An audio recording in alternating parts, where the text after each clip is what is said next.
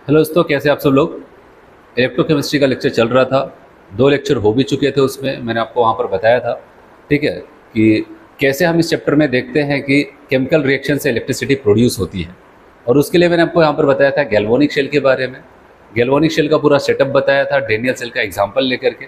फिर मैंने आपको इलेक्ट्रोड पोटेंशियल के बारे में बताया था, और आपको बताया था वो 2 टाइप्स के होते हैं, एक ऑक्सीडेशन इलेक्ट्रोड पोटेंशियल और दूसरा रिडक्शन इलेक्ट्रोड पोटेंशियल। फिर मैंने कहा था कि जो रिडक्शन इलेक्ट्रोड पोटेंशियल की बात करते हैं, जिसको हम कहते हैं वहाँ पर जो हमारा हो जाता था कैथोड और दूसरा होता था एनोड, जो गैल्वेनिक शेल में मैंने आपको सेटअप बताया था। कैथोड हमेशा हाई पोटेंशियल पे होता था और एनोड लो पोटेंशियल पे होता था।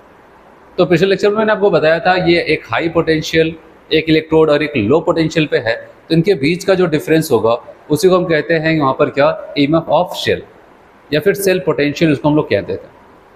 और मैंने इसको बताने के लिए आपको बताया था कि अगर किसी भी शेल का या फिर कोई एक रिडॉक्स रिएक्शंस दे दी जाए, कोई भी केमिकल रिएक्शंस हो वहाँ पर किसी सेल का, और वो देख करके हमसे पूछ ले कि बताओ यहाँ पर इनका ईएमएफ ऑफ शेल क्या होगा, तो उसके कई फॉर्मूले मैंने आपको बताए थे, लेकिन सभी फॉर्मूले का एक ही मतलब था, ईएमएफ ऑफ शेल को एकदम एग्जैक्टली एक्यूरेट वहाँ पर कैलकुलेट करके देना।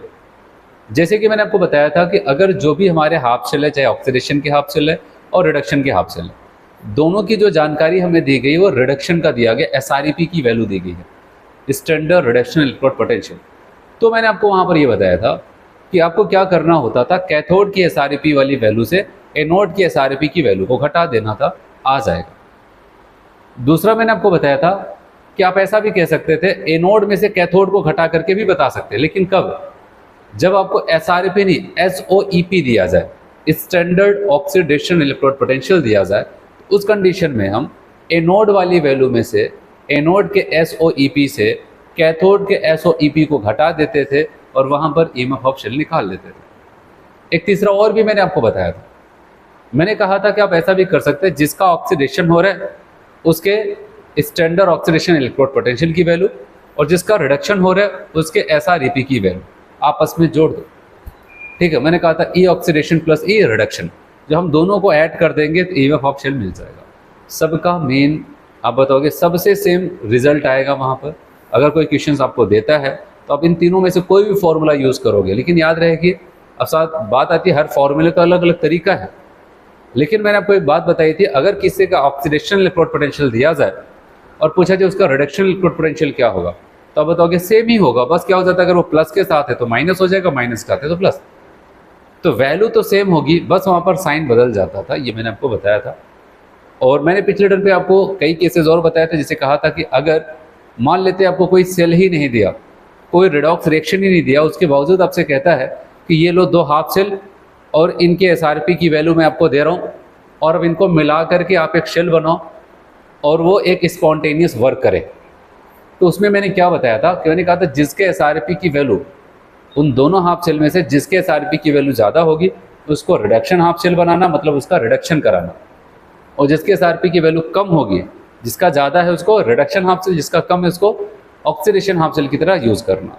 अगर कल को ऐसा हो सकता है आपको एसआरपी की वैल्यू ना दे करके वो एसओईपी की वैल्यू दे, तो उस कंडीशन में मैंने आपको बताया था हायर एसओईपी वाली वैल्यू को, ठीक है, जो हायर वैल्यू होगा, तो वहाँ पर मैंने आपको बताया था कि उसका हम क्या करते थे, ठीक है, वहाँ पर हम लोग क्या करते थे, हायर एसओपी वाली वैल्यू के लिए ऑक्सीडेशन हाफ सेल और लोअर वाले के लिए क्या करते थे, रिडक्शन हाफ सेल वहाँ पर बनाते थे।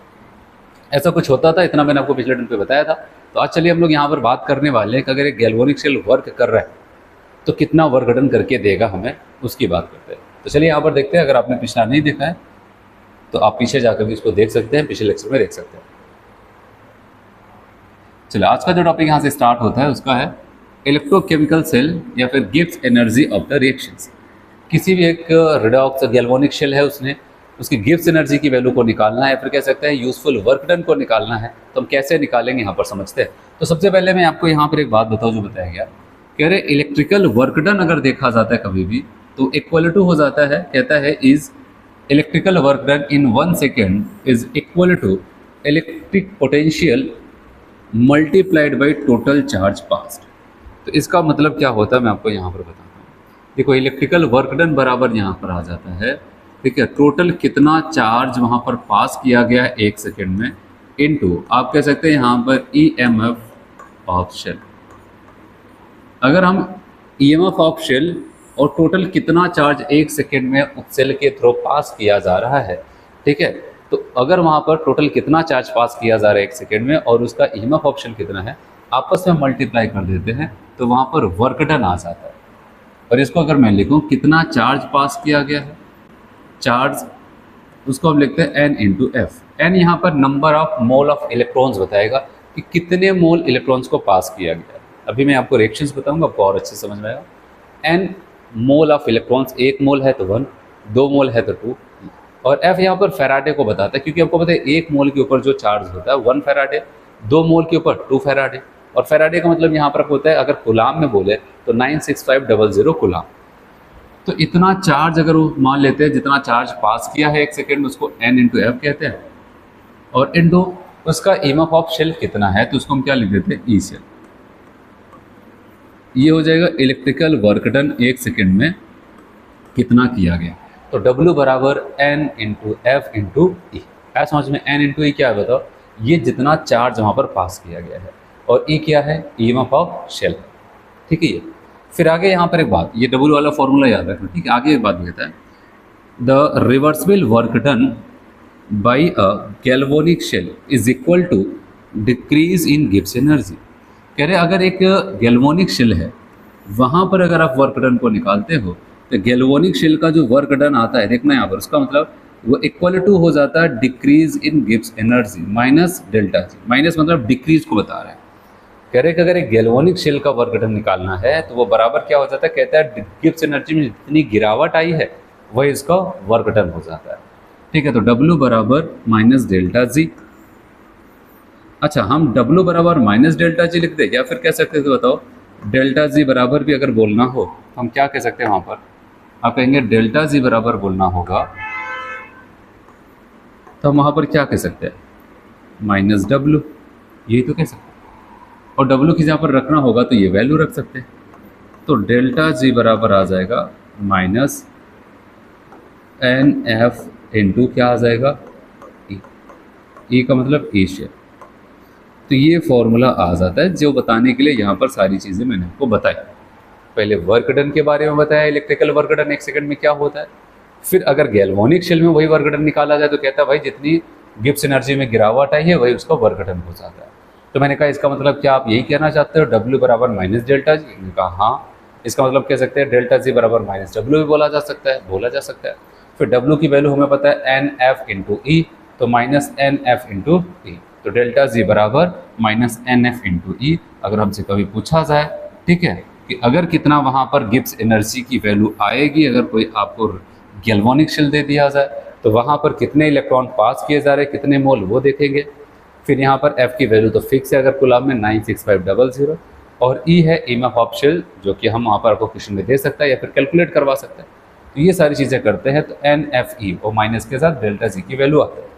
तो चलिए अब यहाँ पर भी आपको बताया जा रहा है the EMF of cell is E and NF is the amount of charge passed. कह रहे ईएमएफ ऑफ शेल जो यहाँ पर है वो E मान लिया गया है, जो N इंटू एफ माना गया, ये क्या माना गया बताओ, amount of charge passed, and delta G को हम कहते हैं भाई ये हमारा गिब्स एनर्जी है ऑफ द रिएक्शन या फिर गैल्वेनिक शेल का।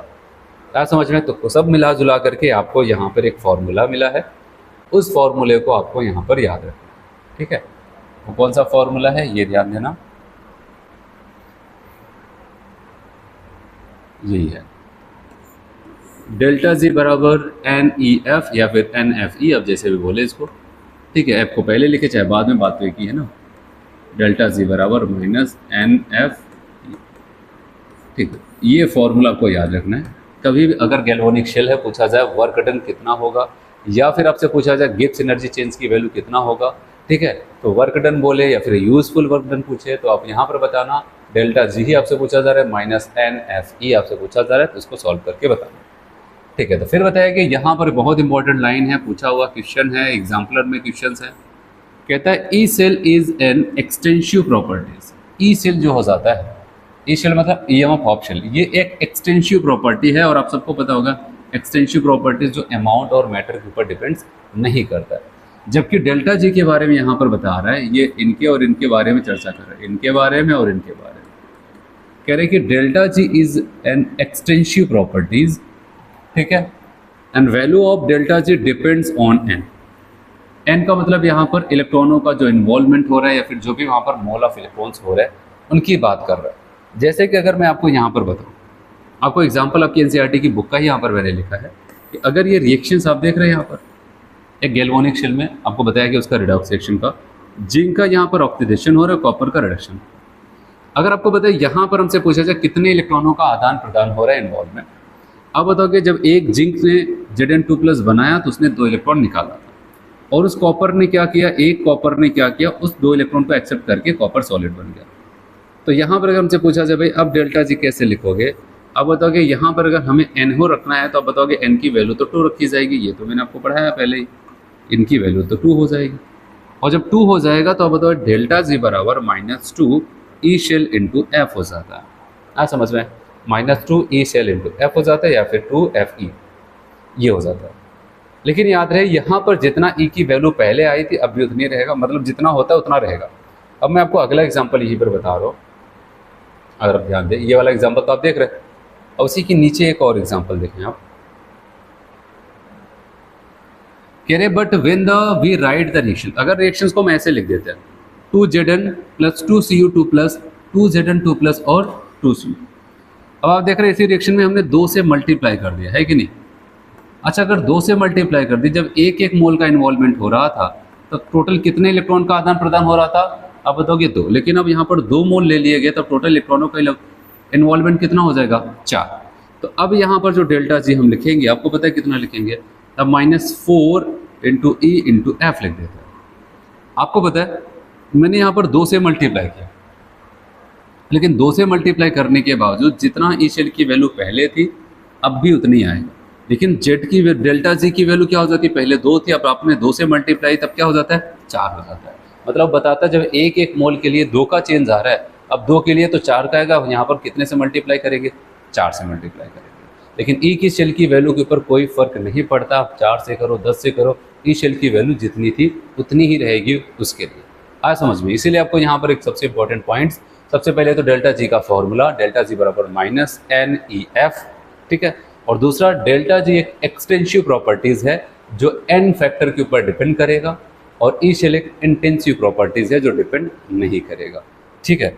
और यहाँ पर आपको आगे बताता है, कह रहे if the concentration of all the reacting species is unity. देखो एक स्टैंडर्ड कंडीशंस की बात करता है, कह रहे अगर जो भी हमारे रिएक्टेंट है या फिर जो भी प्रोडक्ट है, अगर उनकी कंसंट्रेशन को हम 1 मोलर मान लेते हैं, अगर कोई गैस वगैरह है, कोई प्रेशर है तो उसको 1 atm मान लेते हैं, टेम्परेचर 298 केल्विन मान लेते हैं, उस कंडीशन में कहता है if the concentration of all the reacting species is unity, unity मतलब 1 मोलर की बात कर रहे हैं, तो उस कंडीशन पे कह रहे हैं ई शेल को अब हम ई शेल नहीं, अब इसको ई नॉट शेल बोल देंगे, ठीक है। इसका मतलब अगर कहीं पर ई नॉट शेल लिखा होगा तो इसका मतलब स्टैंडर्ड कंडीशन की बात करता है, पिछले लेक्चर पे भी आपको बताया था। तो अब डेल्टा जी का जो फॉर्मूला होगा तब ऐसे नहीं है, अब हम लिखेंगे डेल्टा जी नॉट बराबर -NE0F। अब यहाँ पर जो ई शेल यूज़ होगा उसको नॉट वाला यूज़ करेंगे स्टैंडर्ड कंडीशन, और ये भी जो डेल्टा जी होगा, जो गिब्स एनर्जी चेंज, इसको कहेंगे स्टैंडर्ड गिब्स एनर्जी चेंज के नाम से जाना जाएगा। तो नॉट लग जाता है मतलब स्टैंडर्ड की बात है। स्टैंडर्ड का मतलब अब वहाँ पर कंसंट्रेशन 1, टेम्परेचर की बात आएगी तो टेम्परेचर कितना हो जाता है, 298 केल्विन हो जाता है। प्रेशर की बात है, अगर बाई चांस कोई गैस वगैरह है जो आगे भी मैं आपको दिखाऊंगा, तो वहाँ पर क्या हो जाता है कि आप बताओगे वो 1 atm हो सकता है। तो ऐसा कुछ है यहाँ पर, आज समझ में। तो चलो यहाँ पर एक क्वेश्चन इसको बताओ, क्वेश्चन पूछा गया नीट 2023 में, यहाँ पर एसर्शन रीजन का क्वेश्चन। एसर्शन में कहता है इन इक्वेशन डेल्टा जी बराबर NFE, ठीक है, shall the value of delta G R, मतलब delta G depends on n। कह रहे यहाँ पर जो डेल्टा जी की वैल्यू है वो n के ऊपर डिपेंड करेगा। अभी बताया आपको क्या होगा, करता है, इसका मतलब बताओगे ये तो सही है, ये करेक्ट है।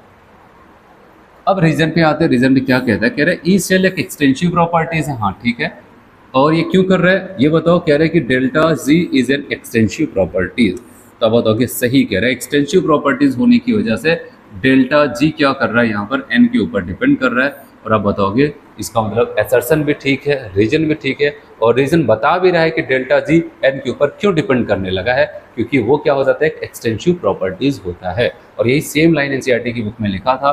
इसका मतलब बताओगे पहला वाला ऑप्शन करेक्ट हो जाएगा, both assertion and reason are true and reason is the correct explanation of assertion.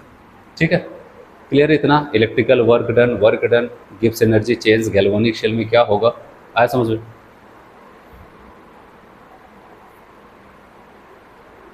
चलिए अब यहाँ पर एक नई चीज हम लोग सीखते हैं, यहाँ पर नाम है हाइड्रोजन इलेक्ट्रोड।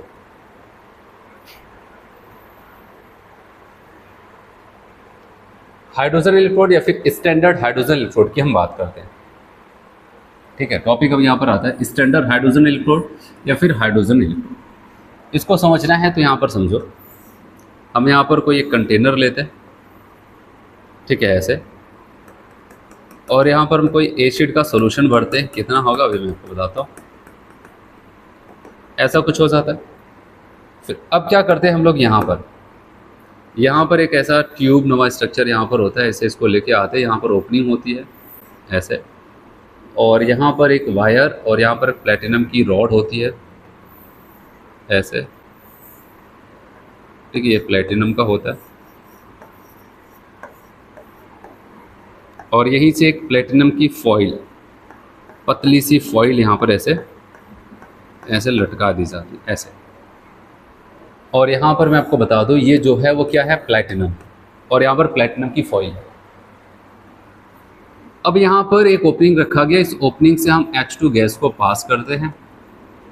यहाँ पर मैंने आपको बताया था जो ऐसा केमिकल जो यहाँ पर यूज़ किया जा रहा है वो क्या हो जाता है, 1 मोलर H+ आयन यहाँ पर कंसंट्रेशन H+ यूज़ किया जाता है, मतलब एसिड यूज़ किया जाता है ऐसा। और अगर हम बात करते हैं यहाँ पर जो गैस है, ठीक है, अगर स्टैंडर्ड कंडीशन पे बात करते हैं, यहाँ पर जो गैस होगी वो 1 ATM या फिर 1 बार आप ऐसा बोल सकते हैं, इसको पास करते हैं। तो इसी को हम बोलते हैं यहाँ पर हाइड्रोजन का इलेक्ट्रोड। क्या बोलते हैं इसको, हाइड्रोजन का इलेक्ट्रोड। ठीक है, ऐसा कुछ वहाँ पर दिखता है। और अब यहाँ पर इनकी खास बात समझना, जैसे आपको बताया जब जिंक के इलेक्ट्रोड की बात करते थे, जिंक को किस में डिप करते थे, ZnSO4 में डिप करते थे।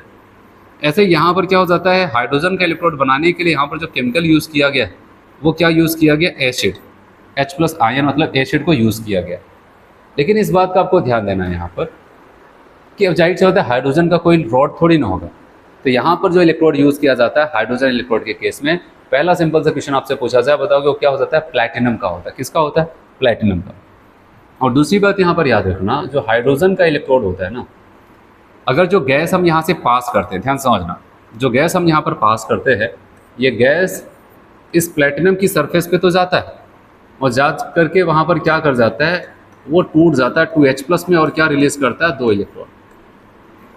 तो गैस जो यहाँ से पास की जा रही है वो इस प्लेटिनम की सरफेस पे जा करके वहाँ पर H+ आयन दे सकता है। और ऐसा अगर करता है तो बताओ, अगर कोई 0 से H+ में जा रहा है तो इस प्रोसेस को क्या बोलेंगे, ऑक्सीडेशन। तो यहाँ पर आप बताओगे क्या हो रहा है, ऑक्सीडेशन। ठीक है, ऐसे।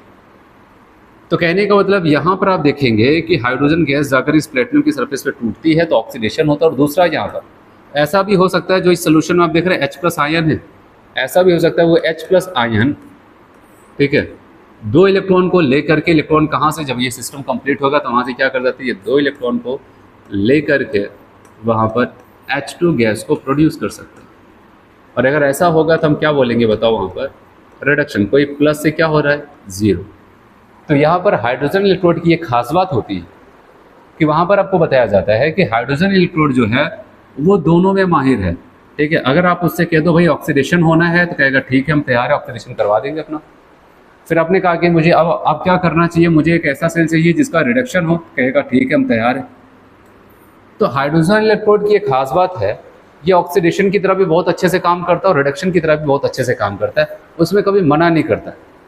जैसे अगर बहुत सारे इलेक्ट्रोड होते हैं, ठीक है, जिनको ऑक्सीडेशन कराना ही पसंद होता है, अगर आपने रिडक्शन कराया तो ज़बरदस्ती करा सकते, जल्दी होगा।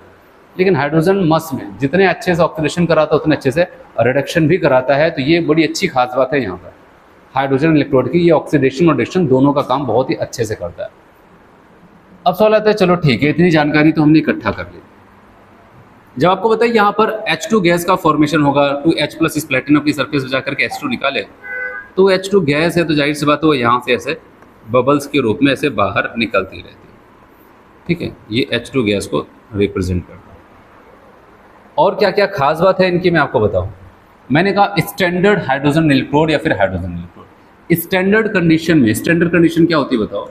मैंने कहा था कि स्टैंडर्ड का मतलब अगर कोई आयन है तो कितना हो, 1 मोलर हो, अगर कोई गैस है तो 1 एटीएम हो। ऐसी कंडीशन पे अगर हाइड्रोजन का इलेक्ट्रोड ले, कौन सा, ऑक्सीडेशन वाला, ये क्या लिख दिया मैंने बताओ, 0 से +1 लिखने का मतलब ऑक्सीडेशन इलेक्ट्रोड की बात कर रहा है, या फिर E0 कौन सा, रिडक्शन वाला, H+ से क्या कर दे, H2, देख रहे हैं आप यहाँ पर ऑक्सीडेशन का स्टैंडर्ड इलेक्ट्रोड पोटेंशियल हाइड्रोजन का और रिडक्शन का इलेक्ट्रोड पोटेंशियल, और ये दोनों वैल्यू बराबर ही होती है। और पता है कितना होता है यहाँ पर, 0, ये 0 वोल्ट माना जाता है। तो हाइड्रोजन का इलेक्ट्रोड पोटेंशियल याद रहे कौन सा, स्टैंडर्ड वाला। ऐसा नहीं कि कोई भी इलेक्ट्रोड पोटेंशियल जब भी बोला जाए 0 बोल दोगे। जब वो स्टैंडर्ड कंडीशन पे नापा जाता है तो आईपीएससी ने कन्वर्जन बता दिया है कि हाइड्रोजन का चाहे ऑक्सीडेशन के इलेक्ट्रोड पोटेंशियल की बात हो, चाहे उसके रिडक्शन के इलेक्ट्रोड पोटेंशियल की बात हो, हमेशा वो क्या होगा, 0 होगा। अब 0 हो जाता है तो उसका एक फ़ायदा उठा लिया जाता है। क्या मैंने बताया, अगर 0 हो जाता है तो हम उसका फ़ायदा उठाते हैं। फ़ायदा कैसे उठेगा, यहाँ पर अगर आप देखो, ठीक है। अगर मैं आपसे कह देता हूँ, जैसे कि अभी हम लोग कोई क्वेश्चंस कर रहे थे इससे पहले ईएमएफ हाफ शेल का, तो वहाँ पर प्रत्येक हाफ शेल का आपको रिडक्शन पोटेंशियल या फिर ऑक्सीडेशन पोटेंशियल दे देता है। तो सवाल ये आता है आखिर उसका जो रिडक्शन पोटेंशियल या फिर ऑक्सीडेशन पोटेंशियल जो आपको दिया जाता है क्वेश्चन में, बता दिया जाता है जिंक का 0.76 होता है स्टैंडर्ड कंडीशन में ऑक्सीडेशन पोटेंशियल, कॉपर का 0.34 वोल्ट हो जाता है। तो सवाल ये भी तो आता है कैसे उनको पता चला होगा ये होता है। तो यहाँ पर ये बताया गया है कि देखो आपको इलेक्ट्रोड पोटेंशियल नापना है तो वहाँ पर हम क्या करते हैं, वहाँ से वोल्ट मीटर वगैरह यूज़ करते हैं जो वोल्टेज बताएगा आखिर कितना वोल्टेज वहाँ पर ईएमएफ ऑफ शेल जनरेट कर रहा है। और ईएमएफ ऑफ शेल जो मैंने आपको अपने पहला लेक्चर पढ़ा होगा तो आपको पता होगा, 2 हाफ शेल थे, उनको कनेक्ट करते थे वोल्ट मीटर से, तो वो डिफ्लेक्शन बताता था जिससे हम पता कर जाते थे कि आखिर वो कितना वहाँ पर वोल्टेज दे रहा है, उनका वहाँ पर पोटेंशियल का डिफरेंस कितना है वो बता देता था। अब सवाल ये आता है कि कभी भी आप किसी एक हाफ शेल का पोटेंशियल नाप ही नहीं सकते। कभी भी आप किसी एक हाफ शेल का, चाहे ऑक्सीडेशन हाफ शेल चाहे रिडक्शन हाफ शेल, अकेले कभी नहीं नाप सकते हो। तो सवाल आता है जब हम अकेले नहीं नाप सकते हैं तो उसका पोटेंशियल में कैसे पता है, क्या 2 लोगों को जोड़ करके, और आपको पता है जब 2 लोगों को दोनों हाफ शेल, एक रिडक्शन एक ऑक्सीडेशन जोड़ करके तब पोटेंशियल बता सकते हो। और तब पोटेंशियल बताओगे तो एग्जैक्ट पोटेंशियल थोड़ी नहीं बताएगा, तब तो उन दोनों के बीच का डिफरेंस बताएगा। जैसे अगर इसका 10 है इसका 5 है तो हमें इसका पोटेंशियल डिफरेंस 5 मिल गया, अब वो 5 आ रहा है। तो अब सवाल ये आता है कि 5 तो ऐसे भी हो सकता था ना, अगर ये 25 होता, ये 20 होता तब भी तो 5 आता, ये 30 होता, ये 25 होता तब भी 5 आता। तो इसका कितना है, इसका कितना हमें नहीं पता चल रहा है। इन दोनों के बीच का जो डिफरेंस है बस यही कैलकुलेट कर सकते हैं, किसी एक का हम नहीं कैलकुलेट कर सकते। तो सवाल आता है तब कैसे कैलकुलेट किया गया होगा किसी एक का एग्जैक्ट, तो उसमें मदद कौन करता है आपको पता है, हाइड्रोजन। क्यों, क्योंकि वहाँ पर वोल्ट मीटर में रीडिंग तभी आएगी जब सर्किट कंप्लीट होगा, और हाइड्रोजन इलेक्ट्रोड का हम यूज़ करते हैं सर्किट को कंप्लीट करने में। और साथ ही साथ आपको बताया हाइड्रोजन के द्वारा जो पोटेंशियल होगा वो क्या होगा, 0 होगा। जैसे कि अगर आपको पता होगा कि मान लेते हैं यहाँ पर ई शेल अगर हम नापते हैं या फिर E0 शेल, तो मैंने कहा था E0 ऑक्सीडेशन, बताओ भाई, प्लस E0 रिडक्शन, जो ई सेल आता था। और यही एक तरीका है, फॉर्मूले तो आपको मैंने कई बताया, आपको मैं ये वाला बता रहा हूँ। अगर हमने वहाँ पर जो ऑक्सीडेशन हाफ सेल सेलेक्ट किया, अगर वो हाइड्रोजन सेलेक्ट कर लिया, क्या कर लिया, हाइड्रोजन, तो आपको बताया हाइड्रोजन का ऑक्सीडेशन इलेक्ट्रोड पोटेंशियल भी कितना बताया आपको, 0। तब तो ये वैल्यू क्या आ जाएगी, 0। तो अब ई शेल में जो आपको रीडिंग मिल रही है वहाँ पर ना, वोल्ट मीटर में जो रीडिंग मिल रही है वो बराबर किसको होगा बताओ, ई रिडक्शन। आए समझ में कि हाइड्रोजन इलेक्ट्रोड का सबसे अच्छा यूज़ कहाँ पर करने वाले हम लोग, कि बताया गया हाइड्रोजन इलेक्ट्रोड की मदद से हम किसी भी एक हाफ शेल का वहाँ पर इलेक्ट्रोड पोटेंशियल नाप सकते हैं। वो कैसे नाप सकते हैं, क्योंकि अगर हमने हाइड्रोजन के अलावा कोई और उठा लिया तो जाहिर सी बात है उसके ऑक्सीडेशन की कोई न कोई वैल्यू होगी, उसके रिडक्शन की, दूसरे वाले के रिडक्शन की कोई न कोई वैल्यू होगी, और उनके बीच का जो डिफरेंस होगा वो हमें ई शेल बताएगा। और हम उनके बीच का डिफरेंस लेकर के नहीं बता सकते ना कि आखिर ऑक्सीडेशन वाले का कितना था इसमें, रिडक्शन वाले का कितना था इसमें, हम नहीं बता सकते। लेकिन अगर वहाँ पर हम फिक्स कर ले कि जो ऑक्सीडेशन वाला हाफ सेल है हमारा, उसको हाइड्रोजन बना करके रखते हैं, हाइड्रोजन वाला रख देते हैं, और रिडक्शन वाला कोई भी उठा लेते हैं, तो हाइड्रोजन की वजह से जो भी पोटेंशियल्स होगा वो क्या होगा, जीरो होगा। अब जो भी आएगा वो किसका आएगा, रिडक्शन वाले का। मतलब अब जो आपको वहाँ पर वोल्ट मीटर में रीडिंग आ रही है वो किसकी वजह से आएगी, रिडक्शन वाले की वजह से तो आएगी। मतलब ई शेल बराबर ई नॉट रिडक्शन हो जाएगा। अगर इसके अलावा हमने कोई और उठा लिया जिसकी वैल्यू जीरो नहीं है, तब तो जाहिर सी बात है यहाँ पर जो रीडिंग आएगी वो केवल रिडक्शन वाले को नहीं बताएगा। तो इस टेक्निक का यूज़ करके उन्होंने क्या किया पता है, इसको as a oxidation half cell use किया गया, और इसी के बगल में एक और दूसरा लेके आए, ठीक है, ऐसे ऐसे बना रहा हूँ मैं, अगर आपको दिख रहा है, ठीक है, वहाँ पर, और उसको क्या कर देते हैं, इसका वायर यहाँ पर जो था, ठीक है, ऐसा, अब इसको इधर मोड़ देते हैं, यहाँ पर ये वोल्ट मीटर और ये आप देख रहे हैं यहाँ पर, और इनको कनेक्ट करने के लिए एक शॉर्ट ब्रिज यहाँ पर ऐसे कनेक्ट कर देते हैं ये। तो अब यहाँ पर आपको पता है हाइड्रोजन वाला जो है ये ऑक्सीडेशन की तरह काम कर रहा है, तो हाइड्रोजन वाला ऑक्सीडेशन की तरह काम कर रहा है, तो इसकी वैल्यू तो जीरो। अब जो भी रीडिंग आएगी यहाँ पर किसकी वजह से आएगी, इनकी वजह से आएगी, ठीक है, ये वाला, ये जो हमारा किसकी तरह काम कर, रिडक्शन हाफ सेल।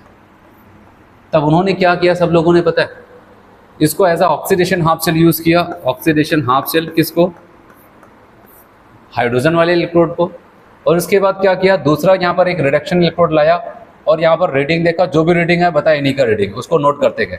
ऐसे फिर दूसरा कोई हाफ सेल आया, रिडक्शन हाफ सेल, तो उसको यहाँ पर जोड़ा और जोड़ करके रीडिंग नोट करते चले गए। और जैसे जैसे वो रीडिंग नोट करते चले गए, उनके पास एक लिस्ट बन के चली गई, ठीक है, उनके इलेक्ट्रोड पोटेंशियल का। तो जब यहाँ पर बहुत सारे लोगों की एक लिस्ट बन के तैयार हो गई, कॉपर का, जिंक का, निकिल का, आयरन का, कैडमियम का, ऐसे बहुत सारे लोगों की जब एक लिस्ट बन गई सबके रिडक्शन पोटेंशियल्स की, तो वहाँ पर उन्होंने क्या किया, जो भी जिसका भी कैलकुलेट किया उसका रिडक्शन वाला ही वैल्यू कैलकुलेट किया, क्योंकि अगर हमें ऑक्सीडेशन बनाना है तो बस साइन बदल देना, तो उसमें ज़्यादा कुछ नहीं करना पड़ा। तो इसीलिए वहाँ पर आपको ये बताया गया कि हाइड्रोजन को एज अ रेफरेंस इलेक्ट्रोड की तरह यूज़ किया जाता है। इसलिए हाइड्रोजन इलेक्ट्रोड को एक और नाम दिया जाता है, रेफरेंस इलेक्ट्रोड। क्यों कहा जाता है, क्योंकि इसी की मदद से ही हम क्या करते हैं कि दूसरे लोगों का इलेक्ट्रोड पोटेंशियल नाप करके बताते हैं। तो अब क्या हो जाएगा, जब दूसरा इलेक्ट्रोड हमने यहाँ पर लाया तो उसको कनेक्ट कर दिया, अब जो भी डिफ्लेक्शन आएगा वो इन्हीं का आएगा, इनका तो जीरो होता माना गया। तो ऐसे करके जब सारे लोग, बहुत सारे लोगों का वहाँ पर इलेक्ट्रोड पोटेंशियल पता चल गया, तब ये हुआ क्यों ना अब इसको एक ऑर्डर में अरेंज कर दिया जाए, एक ऑर्डर में अरेंज कर दिया जाए, जिससे अगर कोई पढ़ना चाहे कभी भी तो उस ऑर्डर को देख करके वहाँ पर पता कर जाएगा कि किसका इलेक्ट्रोड पोटेंशियल कितना है। जब उनको एक ऑर्डर में तैयार कर दिया गया तो जाकर के एक सीरीज़ बन के तैयार हो जाती है, और उस सीरीज़ को हम क्या बोलते हैं पता है, इलेक्ट्रोकेमिकल सीरीज़ बोलते हैं। क्या बोलते हैं, इलेक्ट्रोकेमिकल सीरीज़। तो अगर अब कभी हमसे पूछा जाए इलेक्ट्रोकेमिकल सीरीज़ कौन से इलेक्ट्रोड पोटेंशियल पे बेस्ड है, आपसे पूछा जाएगा क्या वो ऑक्सीडेशन इलेक्ट्रोड पोटेंशियल पे बेस्ड है या फिर रिडक्शन इलेक्ट्रोड पोटेंशियल पे बेस्ड है। तो याद रखना कि जो मैं आपको बता रहा हूँ, यहाँ पर हाइड्रोजन को एज आ ऑक्सीडेशन इलेक्ट्रोड पोटेंशियल की तरह यूज़ किया गया, और दूसरा चाहे जो भी हो, चाहे वो रिडक्शन करना पसंद करे या फिर ना करे, उन सभी का SRP की ही वैल्यू कैलकुलेट की गई थी। तो पूरा का पूरा जो इलेक्ट्रोकेमिकल सीरीज हमें पढ़ने को मिलता है वो SREP की वैल्यू पर बेस्ड है, मतलब स्टैंडर्ड रिडक्शन इलेक्ट्रोड पोटेंशियल पे ही बेस्ड होता है, ठीक है। तो ऐसा कुछ होता है वहाँ पर। तो चलिए अब यहाँ पर मैं इसको मिटाता हूँ, उसके बाद जो भी थ्योरी वाले पोर्शन उसको यहाँ पर देखते हैं।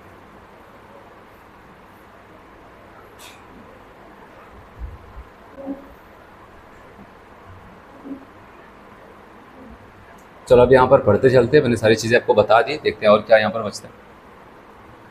स्टैंडर्ड हाइड्रोजन इलेक्ट्रोड या फिर हाइड्रोजन इलेक्ट्रोड, कहता है hydrogen electrode is also known as a reference electrode. इसको हम क्या कहते हैं, रेफरेंस इलेक्ट्रोड कहते हैं। क्यों कहा, अभी पूरी कहानी आपको सुनाई वहाँ पर, क्योंकि इसी की मदद से दूसरे इलेक्ट्रोड का इलेक्ट्रोड पोटेंशियल नापा जाता है।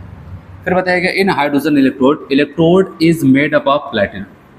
अगर कभी पूछा जाए हाइड्रोजन इलेक्ट्रोड का जो इलेक्ट्रोड होता है वो किसका होता है, क्योंकि जिंक का इलेक्ट्रोड तो जिंक का बना होता था, कॉपर का इलेक्ट्रोड तो कॉपर का बना होता है, निकिल का तो निकिल का बना होता है, तो ये हाइड्रोजन का किससे बना, क्योंकि इलेक्ट्रोड जो एक मेटल की रॉड होती है और हाइड्रोजन की मेटल की रॉड थोड़ी नहीं होती है। तो अब आप बताओगे यहाँ पर प्लैटिनम यूज़ किया, जो तो एक इनर्ट इलेक्ट्रोड का एग्जाम्पल होता है प्लैटिनम। चलो आगे बढ़ते हैं। इन हाइड्रोजन इलेक्ट्रोड इलेक्ट्रोलाइट्स क्या होता है? Aqua solution of acid. Acid का एक्वा सोल्यूशन होता है, चाहे वो वीक एसिड हो चाहे स्ट्रॉन्ग हो। अगर स्टैंडर्ड कंडीशन रखनी है तो उस एसिड की कंसंट्रेशन 1 मोलर रखना पड़ेगा। क्या क्या? Hydrogen electrode can act as किसकी तरह? ऑक्सीडेशन हाफ शेल और रिडक्शन हाफ शेल। किसी की तरह भी बहुत ही अच्छे से काम कर सकता है, चाहे ऑक्सीडेशन करा दो उसका, चाहे रिडक्शन।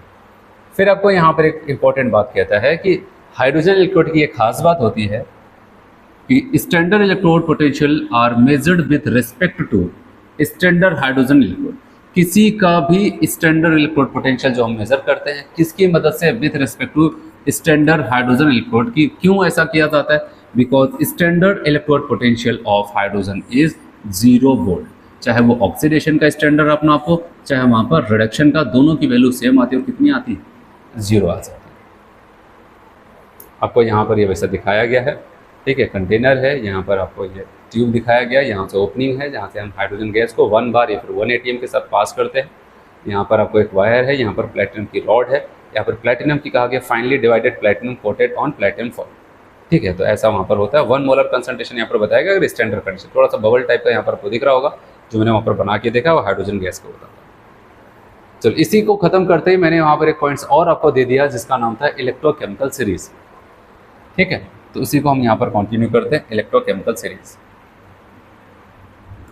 इलेक्ट्रोकेमिकल सीरीज या फिर जिसको हम एक्टिविटी सीरीज कहते हैं। तो अभी मैंने आपको बताया ये इलेक्ट्रोकेमिकल सीरीज होता क्या है। तो आप बताओगे, जब as a reference electrode hydrogen को एक ऑक्सीडेशन हाफ शेल माना गया और उसके साथ ही साथ दूसरे इलेक्ट्रोड को एज अ रिडक्शन इलेक्ट्रोड माना गया और उनके इलेक्ट्रोड पोटेंशियल को नापा गया, तो जो भी इलेक्ट्रॉन पोटेंशियल में रीडिंग आ रही थी, ठीक है, इलेक्ट्रोड पोटेंशियल की वैल्यू आ रही थी या फिर वोल्ट मीटर में रीडिंग आ रही थी, वो पूरा का पूरा रिडक्शन हाफ शेल की वजह से ही आ रही थी। और ऐसा करके हमने क्या किया, सभी बहुत सारे इलेक्ट्रोड का स्टैंडर्ड रिडक्शन इलेक्ट्रोड पोटेंशियल नाप लिया और नापने के बाद उसको एक ऑर्डर में अरेंज कर दिया। किस में अरेंज कर दिया? एक ऑर्डर में अरेंज कर दिया। और जब वो ऑर्डर में अरेंज हो जाता है, ठीक है, तो उसी को हम कहते हैं कि भाई इसको कह दो, एक नाम दे दो, इलेक्ट्रोकेमिकल सीरीज। आया समझ में? तो चलिए देखते हैं यहाँ पर और इलेक्ट्रोकेमिकल सीरीज कहाँ से, कौन कहाँ पर है वो भी देखेंगे। By measuring the standard reduction electrode potential of different electrodes, अलग अलग इलेक्ट्रोड, बहुत सारे इलेक्ट्रोड्स का इलेक्ट्रोड पोटेंशियल नापा गया। A series is stabilised which is known as electrochemical series और एक्टिविटी सीरीज। और यहाँ पर ध्यान देना, electrochemical series is based on SREP, standard reduction electrode potential के बेसिस पे ही अरेंज किया गया। ऐसे नहीं कि थोड़ी देर SRP से करे फिर कहीं पर SOP आ जाए फिर SRP, ऐसा नहीं किया गया। क्योंकि उनको पता था कि अगर हम इसको एक पढ़ने के योग्य बनाएं तो उसका सबसे मेन ये होगा कि आप चाहे जैसे भी बनाओ एक कॉन्सेप्ट वहाँ पर मान लो, चाहे ऑक्सीडेशन का मान लो चाहे रिडक्शन का। तो इन्होंने कौन सा कॉन्सेप्ट माना? रिडक्शन। वैसे भी मैंने कहा पूरे इलेक्ट्रोकेमिस्ट्री में रिडक्शन को ही ज़्यादा फेवर किया जाता है। मैंने कहा था अगर कहीं पर भी किसी के इलेक्ट्रोड पोटेंशियल दिया जाए और ये ना बताया जाए वो ऑक्सीडेशन का है तो रिडक्शन का है, तो IPC ने एक कन्वर्जन बताया था। अगर ऐसा कभी भी हो तो याद रखना, हमेशा अगर जो वैल्यू आपको दी गई या फिर पूछी जा रही है वो किसका होता है? SREP का होगा, स्टैंडर्ड रिडक्शन इलेक्ट्रोड पोटेंशियल का होगा, अगर वहाँ पर ऑक्सीडेशन रिडक्शन मेंशन नहीं किया गया है तो, ठीक है। इसलिए उन्होंने यहाँ पर SRP भी माना है। ज़्यादातर जहाँ पर ऐसी चीज़ आए तो वहाँ पर SRP के साथ ही हो गया है, रिडक्शन पोटेंशियल के साथ। कह रहा है at the top of the series, series के जो सबसे ऊपर है, ठीक है, the electrode having the lowest SRP, सबसे कम SRP वाला सबसे ऊपर रख दिया गया है। और फिर कहता है केप्ट एंड, और वो कोई और नहीं, पता है कौन होता है? लिथियम का इलेक्ट्रोड होता है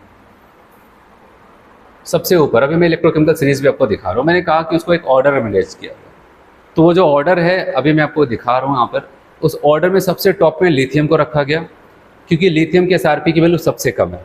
और जैसे जैसे हम नीचे जा रहे तो SRP के बढ़ते हुए क्रम में हम नीचे बढ़ रहे हैं, मतलब जैसे सब नीचे जा रहे SRP की वैल्यू बढ़ती जा रही, ऐसा कुछ है।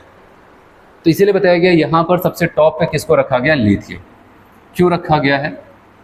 क्योंकि आपको यहाँ पर ये बता रहा है कि लिथियम को सबसे टॉप पे रखा गया क्योंकि लिथियम को, क्योंकि आपको पता है पूरा का पूरा टेबल, चलो पहले मैं टेबल ही आपको दिखा देता हूँ, एक बार आप देख लो, उसके बाद तब पूरा का पूरा सीरीज। इस सीरीज को अगर आप देखेंगे यहाँ पर सबसे ऊपर कौन है? Lithium, potassium, barium, strontium, calcium, sodium, magnesium, aluminium, manganese, zinc, chromium, iron, cadmium, cobalt, nickel, tin, lead. उसके बाद एंट्री किसकी हो जाती है? हाइड्रोजन की।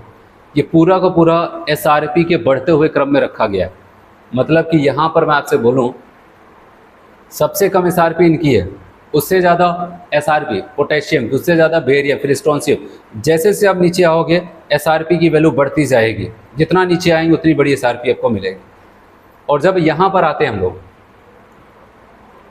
हाइड्रोजन पे, और बताओ हाइड्रोजन के एसआरपी की वैल्यू कितनी होती है? एसआरपी मतलब स्टैंडर्ड रिडक्शन पोटेंशियल। तो आपको क्या बताया, भी पढ़ाते सब, जीरो। चाहे ऑक्सीडेशन की बात है चाहे रिडक्शन की, इतनी वैल्यू तो होती है जीरो। तो इसकी वैल्यू यहाँ पर आ जाती है जीरो। तो इसका मतलब आपको क्या समझ में आता है बताओ? ऊपर सबसे छोटी वैल्यू है, फिर धीरे धीरे बढ़ते बढ़ते बढ़ते बढ़ते बढ़ते बढ़ते नीचे आते हैं, और यहाँ पर एक लेवल मिलता है आपको, ठीक है, वो किसका है? हाइड्रोजन का, और कह रहे इसका जीरो। अगर ये बढ़ करके जीरो है तो इसका मतलब इसके ऊपर जितने भी लोग हैं उनकी वैल्यू किस में है बताओ? नेगेटिव है। और जीरो से भी अगर ज़्यादा की बात करते हैं, ग्रेटर देन जीरो, तो उसका मतलब क्या हो जाएगा बताओ? Value positive. तो हाइड्रोजन के नीचे जो भी लोग पाए जा रहे हैं उनके इलेक्ट्रोड पोटेंशियल मतलब स्टैंडर्ड रिडक्शन इलेक्ट्रोड पोटेंशियल की वैल्यू ज़्यादा है, मतलब पॉजिटिव में है। और हाइड्रोजन के ऊपर चाहे लेड, टिन, निकल और ऊपर जितने भी मैंने आपको बताया, लिथियम, पोटेशियम, रुबिडियम, ठीक है, वो जो सबकी वैल्यू नेगेटिव है। जितना ऊपर है उतना माइनस में, मतलब उतनी छोटी वैल्यू है। और वैल्यू बढ़ते बढ़ते बढ़ते बढ़ते हाइड्रोजन पे आकर के वो जीरो हुआ है, और इसके नीचे जाएगा तो अब प्लस में दिखेगा। तो और इसके नीचे जाते हैं तो कौन है? आप देखेंगे कॉपर है, मरकरी है, सिल्वर है, प्लैटिनम है, गोल्ड है। ये कुछ मेटल्स है। इसके अलावा कुछ नॉन मेटल है, जैसे आयोडीन है, I2, Br2, Cl2 और F2। सबसे नीचे कौन है यहाँ पर? F2। तो सबसे नीचे यहाँ पर F2 है। तो अगर मैं कह दूँ F2 सबसे नीचे है तो आप क्या बोल सकते हो? आपसे पूछा जाए सबसे ज़्यादा एसआरपी किसकी होगी? जो सबसे नीचे होगा, क्योंकि एसआरपी का बढ़ता हुआ क्रम था, ऊपर से नीचे आ रहे, बढ़ता जा रहे, बढ़ता जा रहे, बढ़ता जा रहा है, और यहाँ पे आकर के हम रुकते हैं। इसका मतलब बताओगे यहाँ पर क्या हो जाएगा? मैक्सिमम SREP क्या हो जाएगा भाई? ये मैक्सिमम SRP की वैल्यू रखेगा कौन? फ्लोरीन। सबसे ज़्यादा SRP ये रखेगा। और याद रखना, जो सबसे ज़्यादा SRP रखता है क्या, वो अपने आप को रिड्यूस करना चाहता है। अगर आपको याद हो, पिछले लेक्चर पे मैंने आपको बताया था, जब दो हाफ शेल दे दिया जाए, उसमें से किसी दोनों का हाफ शेल है, उनके एसआरपी की वैल्यू दे दिया। ये नहीं बता रहे किसका ऑक्सीडेशन हो रहा है, किसका रिडक्शन हो रहा है सेल में, ये कुछ नहीं बता रहे। तो मैंने कहा था जिसके एसआरपी की वैल्यू जितनी ज़्यादा होगी उसको रिडक्शन हाफ शेल बनाना। रिडक्शन हाफ शेल में क्या होता था? रिडक्शन। और जिसके एसआरपी की वैल्यू कम है उसका ऑक्सीडेशन कराना। तो इसका मतलब आपको पता है, ये जो फ्लोरीन है, सारी बातें आप कनेक्ट करेंगे तभी वहाँ पर समझ में आएगा। फ्लोरीन की बात करते हैं, इसके एसआरपी की वैल्यू मैक्सिमम होने का मतलब ये अपने आप को रिड्यूस करना चाहता है, अपने आप को रिड्यूस करना, अपने आप के ऑक्सीडेशन नंबर को घटाना चाहता है। लेकिन आपको पता है अपने आप को घटाने का मतलब, अपने आप को अकेले थोड़ी नहीं घटाया जा सकता। जब किसी दूसरे को बढ़ाया जाएगा तभी अपने आप को घटाया जा सकता है, क्योंकि एक रेडॉक्स रिएक्शन की एक खास बात होती है, किसी का ऑक्सीडेशन तो किसी का रिडक्शन। ये अपने मैक्सिमम एसआरपी लेकर के चाहते हैं मैं कितनी जल्दी यहाँ पर जीरो, ऑक्सीडेशन में इसका जीरो होता है, चाहता है कितनी जल्दी माइनस में पहुँच जाओ। लेकिन अपने आप को माइनस में ले जाने का मतलब क्या है? किसी को इसको ऑक्सीडाइज करना पड़ेगा। अगर कोई अपने आप को बड़ी तेजी से रिड्यूस करना चाहता है अपने आप को, तो दूसरे को बड़ी तेजी से क्या करना चाहेगा? ऑक्सीडाइज करना चाहेगा। तो इसीलिए हम दूसरों के प्रति इनका व्यवहार देखें तो ये क्या हो जाएंगे? आप कहोगे बेस्ट ऑक्सीडाइजिंग एजेंट माना जाएगा, या फिर सबसे ज़्यादा पावर होगी ऑक्सीडाइजिंग वाली पावर इनकी। तो इसका मतलब हमें एक चीज़ और मिली, क्या बताओ? ऊपर से नीचे आते हैं, देखो ये सीरीज बड़ी है इसमें आएगा नहीं, बस मैं आपको जैसे समझाते जा रहा हूँ इसे देखते हैं। ऊपर से जैसे जैसे नीचे आते हैं SREP की वैल्यू क्या हो रही बताओ? वो बढ़ती जा रही है कि नहीं? इंक्रीज होता चला जा रहा है। और साथ ही साथ एक पावर भी बढ़ती जा रही है, वो कौन सी है? अब बताओगे ऑक्सीडाइजिंग पावर भी क्या कर रही? बढ़ती। तो नीचे जाने पर दो चीज़ें बढ़ रही है, बताओ क्या बताओगे? दो चीज़ें। पहला, उनके SRP की value standard reduction electrode potential बढ़ता जा रहा है। दूसरा, एक पावर भी बढ़ रही है। कौन सी पावर? दूसरों के प्रति वाली पावर। दूसरों के प्रति क्या? दूसरों के प्रति ऑक्सीडाइजिंग पावर। दूसरों को ऑक्सीडाइज करने की पावर भी बढ़ती जा रही है। इसीलिए अगर हमसे पूछा जाए इस पूरे इलेक्ट्रोकेमिकल सीरीज में सबसे ज़्यादा वैल्यू किसकी SRP की, या बताओगे फ्लोरीन। आपसे पूछा सबसे अच्छा ऑक्सीडाइजिंग एजेंट कौन है जो दूसरों को ऑक्सीडाइज कर दे, बड़ी जल्दी से ऑक्सीडाइज कर दे, तो बताओगे कौन होगा? फ्लोरीन। तो बताओ क्या चीज़ें अभी आपने सीखा यहाँ पर? ऊपर से नीचे आओगे तो SRP की वैल्यू बढ़ेगी, और जो सबसे नीचे उसकी SRP की वैल्यू सबसे ज़्यादा, और ऊपर से नीचे जाएंगे OP का मतलब ऑक्सीडाइजिंग पावर भी बढ़ती चली जाएगी, और जो कि यहाँ पर फ्लोरीन की सबसे ज़्यादा। ठीक है, अब ऊपर चलते हैं, चर्चा करते हैं। ऊपर सबसे कौन है बताओ? लिथियम का। अगर मैं लिथियम पे यहाँ पर बात करूँ, लिथियम के बारे में, सबसे पहली बात, इसके एसआरपी की वैल्यू क्या, सबसे ज़्यादा, सबसे कम, या फिर कुछ और? सबसे ऊपर है, मतलब सबसे कम है, नीचे जाते तो बढ़ता चला जाता है। तो आप बताओगे यहाँ पर जो इलेक्ट्रोकेमिकल सीरीज में सबसे ऊपर आपको दिखाई दे रहा है वो मिनिमम एसआरपी वाला, SREP, मतलब कि रिडक्शन पोटेंशियल इसका सबसे कम है। और मैं आपको बता दूँ, फ्लोरीन एक अच्छा खासा ऑक्सीडाइजिंग एजेंट था। क्या था?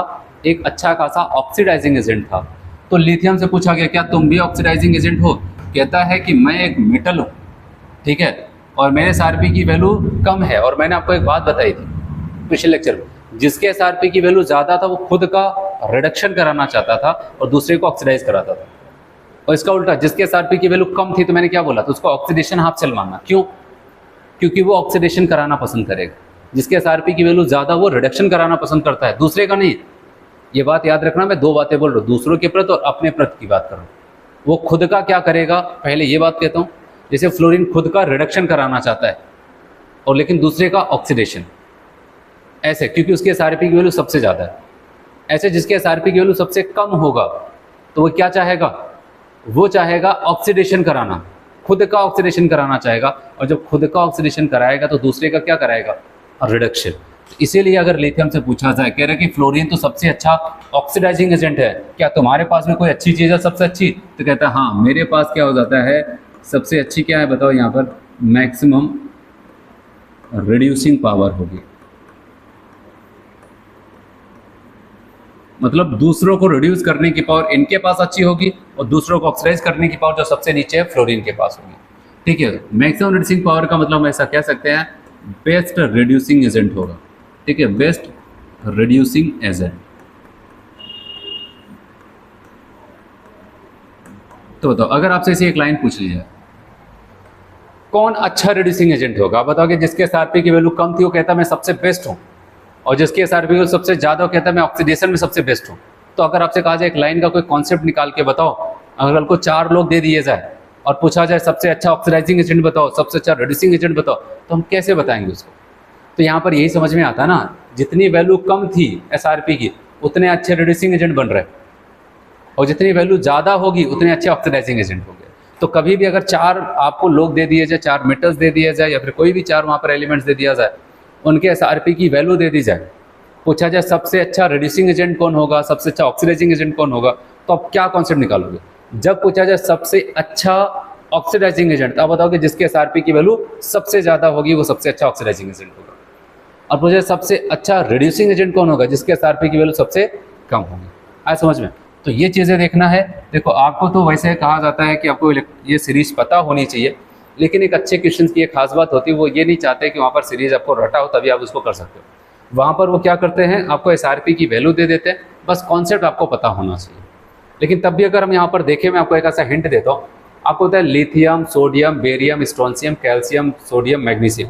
अगर इतने लोगों की बात करते हैं, आपको होता है फर्स्ट और सेकेंड ग्रुप में कौन है, फर्स्ट ए ग्रुप के कौन कौन से मेंबर है? लिथियम हो जाए, पोटेशियम हो जाए, सोडियम हो जाए, ये कहाँ के मेंबर है? फर्स्ट ए ग्रुप के। उसके बाद बेरियम, स्ट्रोंशियम, कैल्शियम, मैग्नीशियम, ये किसके हैं? सेकेंड ए ग्रुप के मेंबर है। तो कहने का मतलब होता है फर्स्ट ए और सेकेंड ए ग्रुप के जो मेंबर्स होते हैं उनको क्या बोलते हैं, एक बहुत अच्छा खासा मेटल बोला जाता है। ठीक है, बहुत ही अच्छी क्वालिटी के मेटल्स होते हैं वो। तो कहने का मतलब जो अच्छे अच्छे मेटल्स हैं वो सब इलेक्ट्रोकेमिकल सीरीज में कहाँ पर है? ऊपर है। उनके एसआरपी की वैल्यू क्या है? कम है। क्यों? क्योंकि सबका रिडक्शन, इन सबसे पूछा जाए क्या रिडक्शन कराना पसंद करते हो, कहता है हमको रिडक्शन नहीं करना है, हम तो अपना ऑक्सीडेशन कराना पसंद करते हैं, दूसरे का रिडक्शन कराना पसंद करते हैं। लेकिन जो इलेक्ट्रोकेमिकल सीरीज बनाई जा रही थी उसमें यह था कि भाई सबका एक ही वैल्यू रखना है। ऐसा नहीं कि वो अच्छा ऑक्सीडेशन करते हैं तो उनके ऑक्सीडेशन की वैल्यू रख दो, उनका एसओपी रख दो, कि वो रिडक्शन कराना चाहता है तो वहाँ पर उसके दूसरी वैल्यू रख दो। ऐसा कुछ नहीं था, सबका सेम वैल्यू रखा जाए, चाहे वो रिड्यूस होना पसंद करे चाहे ना करे, इसलिए सबका रिडक्शन की वैल्यू रखा गया। तो आप बताओ कि एसआरपी में आपको ऊपर वही लोग दिख रहे हैं जो first A group, second A group, या फिर aluminium, manganese, zinc, chromium, iron, cadmium, cobalt, nickel, tin, lead, ये सब हैं जो कि एक अच्छे खासे मेटल होते हैं। ठीक है, वो first A group, second A group वाले तो सबसे ऊपर रखे गए। इसके अलावा एल्युमिनियम भी रख दिया गया है जो थर्ड ए ग्रुप का है, वहाँ पर मेटेलिक कैरेक्टर उसके पास भी पाया जाता है। ठीक है। और उसके अलावा कह रहे हैं डी ब्लॉक में भी अच्छे मेटल्स पाए जाते हैं, लेकिन फर्स्ट या सेकंड की तुलना में उतने अच्छे नहीं होते, लेकिन हाँ तब भी उनके पास अच्छी खासी मेटेलिक पावर पाई जाती है, मेटेलिक स्ट्रेंथ होती है। इसीलिए अगर आप देखेंगे यहाँ पर सब अच्छे खासे मेटल्स को ऊपर रखा गया। जैसे थोड़ी सी मेटेलिक पावर कम हुई, जैसे aluminium, manganese, zinc, chromium, iron, ये सब डी वाले आ गए यहाँ पर, ठीक। उसके बाद टिन, लेड, ये तो कार्बन फैमिली के आ जाते हैं, इन सबको भी रख दिया गया। उसके बाद हाइड्रोजन, हाइड्रोजन का इलेक्ट्रोड पोटेंशियल नेगेटिव 0 होता है, इसके ऊपर वाले जितने भी सब नेगेटिव है। उसके बाद हाइड्रोजन के जस्ट नीचे कॉपर, कॉपर पे ध्यान देना, कॉपर पे क्वेश्चन पूछता है, तो हमेशा याद रखना कॉपर हाइड्रोजन के नीचे ही पाया जा रहा है। उसके बाद यहाँ पर आप देख रहे हैं कि पहले मेटल्स को अगर मैं कॉपर है, फिर मरकरी है, सिल्वर है, प्लेटिनम है, गोल्ड। तो अगर आप देखें ये खास करके जो मेटल्स होते हैं जैसे silver, gold, platinum, mercury, copper, ये सब के सब नीचे हैं, ठीक है। और उसके बाद यहाँ पर कुछ नॉन मेटल भी दिखाए गए हैं आपको। आयोडीन अगर हैलोजन वाले लिए गए हैं, और हैलोजन में भी इलेक्ट्रोकेमिकल सीरीज में अगर ऊपर से नीचे आ रहे हैं, मतलब हायर लोअर एसआरपी से हायर एसआरपी की तरफ बढ़ रहे हैं, तो आपको सबसे पहले कौन मिलेगा? हैलोजन, आयोडीन, फिर ब्रोमीन, फिर क्लोरीन, फिर फ्लोरीन। तो ऐसा आपको यहाँ पर मिलता है, तो ये आपको ध्यान देना है, ठीक है। और आपको यहाँ पर वही बताया गया, ठीक है, लिथियम, सोडियम, बेरियम, यहाँ पर जो भी आपको बताया गया। अब आते हैं थोड़ा सा चर्चा करते हैं लिथियम के ऊपर। चलो पहले एक बार फिर से बताओ, इलेक्ट्रोकेमिकल सीरीज अगर ऊपर से नीचे जाते, जो मैंने आपको दिखाया, ये किसके बढ़ते हुए क्रम है? एसआरपी के बढ़ते हुए क्रम है। नीचे जाने पर कौन सी पावर बढ़ती है? ऑक्सीडाइजिंग पावर बढ़ती है। जो जितना ऊपर होगा उसके पास कौन सी पावर ज़्यादा अच्छी होगी? ऊपर, रिड्यूसिंग पावर। जो जितना नीचे होगा उस पर कौन सी पावर? अब बताओगे, ऑक्सीडाइजिंग पावर। तो इसका मतलब ऊपर वाले के पास, मतलब ऊपर कौन है? जिसके एसआरपी की वैल्यू कम है, उसके पास क्या हो जाता है? लोअर एसआरपी, मतलब अच्छा खासा रिड्यूसिंग पावर। हायर एसआरपी मतलब हायर ऑक्सीडेशन पावर। तो ये कॉन्सेप्ट आप बनाना वहाँ पर, अभी मैं लास्ट में लिखता हूँ, लेकिन पहले यहाँ पर लिथियम और फ्लोरीन पे थोड़ी सी चर्चा करते हैं। लिथियम के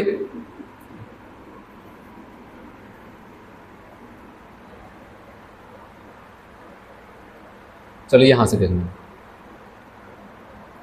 एसआरपी की वैल्यू अगर लिथियम की बात करते हैं, लिथियम के एसआरपी का मतलब बताओगे यहाँ पर प्लस से क्या हो रहा है? वो 0 हो रहा है, ठीक है। माइनस में कह रहा है कि 3.05 वोल्ट, जो कि क्या हो जाता है? नॉन स्पॉन्टेनियस होता है। क्या हो जाता है? नॉन स्पॉन्टेनियस हो जाता है। और उसके बाद अगर हम बात करते हैं, ये तो हो गया नॉन स्पॉन्टेनियस। फिर अब क्या होता है आपको पता है, यहाँ पर हमेशा याद रखना, अगर ई सेल की ई नॉट इलेक्ट्रोड पोटेंशियल या फिर ई सेल की वैल्यू नेगेटिव आ रही किसी की भी, चाहे वो पोटेंशियल की बात हो, इलेक्ट्रोड पोटेंशियल, चाहे एम ऑफ शेल की बात हो, इसका मतलब वो यही कह रहा है कि वो होना नहीं चाहिए, उसके साथ जबरदस्ती किया गया। यहाँ पर आपको बताया कि इसके प्लस ऑक्सीडेशन नंबर इसको 0 में पहुंचा जा रहा है। और लिथियम से कभी पूछो तुम प्लस में, क्या 0 में जाओगे? कभी नहीं जाएगा। तो उसके ऊपर जबरदस्ती किया जा रहा है, मतलब कि वहाँ पर नॉन स्पॉन्टेनियस किया जा रहा है, ठीक है। तो इसको प्लस से 0 पहुँचाया जा रहा है, जो कि इसके हिसाब से वो सही नहीं है। लेकिन हाँ, वही अगर ये वैल्यू अगर आप यहाँ पर देखें, अगर 0 से कभी प्लस में पहुँचाया जाए तो वैल्यू तो सेम आएगी। ये रिडक्शन का था, ये ऑक्सीडेशन का हो गया। और यहाँ पर प्लस में वैल्यू जितनी ज़्यादा उतना ज़्यादा वो स्पॉन्टेनियस है। इसलिए अगर कभी 0 से प्लस में जाना जाए तो ये अपने आप का क्या कर लिया? 0 से प्लस, ऑक्सीडेशन। ऑक्सीडेशन में माइंड देख रहे हैं, ऑक्सीडेशन हो रहा है, इतनी ज़्यादा बड़ी वैल्यू दे रहा है। वो रिडक्शन में सबसे छोटी वैल्यू दे रहा था, ऑक्सीडेशन में सबसे बड़ी वैल्यू रख रहा है जब इसका ऑक्सीडेशन कराएंगे। तो इसीलिए आपको यहाँ पर ये ध्यान देना है कि आप यहाँ पर देख रहे हैं 0 से प्लस में जा रहा है तो ऐसा कुछ होता है। तो यहाँ पर आप बताओगे 0 से प्लस में जा रहा है तो ये सारी चीज़ें आती हैं। तो इसीलिए लिथियम अपना ऑक्सीडेशन कराना पसंद करता है, लेकिन पूरा टेबल रिडक्शन के साथ था तो रिडक्शन वाली वैल्यू तो रखनी ही पड़ेगी। कहा गया लिथियम की बात करते हैं, मैंने कहा इसके एसआरपी की वैल्यू सबसे कम थी, और ये क्या हो जाता है? बेस्ट रिड्यूसिंग एजेंट कहलाता है इन एक्वस सोल्यूशन। याद रहे, एक्वस सोल्यूशन में सबसे अच्छा रिड्यूसिंग एजेंट होता है। क्यों? क्योंकि कहता है इसके बाद small size of lithium, lithium की साइज बड़ी छोटी होती है। अच्छा, छोटी साइज का मतलब क्या? छोटी साइज होगी तो इलेक्ट्रॉन तो अंदर धंसा होगा, ठीक है, ऐसे ही तो होगा। छोटी साइज है, यहाँ पर 2 इलेक्ट्रॉन, 1 इलेक्ट्रॉन यहाँ पर, और न्यूक्लियस के ज़्यादा करीब होगा तो नहीं निकलना चाहिए। लेकिन छोटी साइज का क्या फ़ायदा उठाता है? क्योंकि मैंने कहा एक्वस सोल्यूशन में छोटी साइज होता है तो high heat of hydration of या फिर हाइड्रेशन एनर्जी। तो यहाँ पर क्या हो जाता है, जो छोटी साइज होने की वजह से यहाँ पर हाइड्रेशन एनर्जी ज़्यादा होती है। मतलब पानी में जब जाएगा तो वहाँ पर बहुत सारे वाटर मॉलिक्यूल्स को चारों तरफ से घेर लेते हैं, और जब घेरते हैं तो आपको बताया वहाँ पर जितना ज़्यादा वाटर मॉलिक्यूल्स को घेरेंगे उतना ज़्यादा यहाँ पर क्या हो जाएगा? हाइड्रेशन। और जब हाइड्रेशन होता है तो वहाँ पर निकलता है हाइड्रेशन एनर्जी।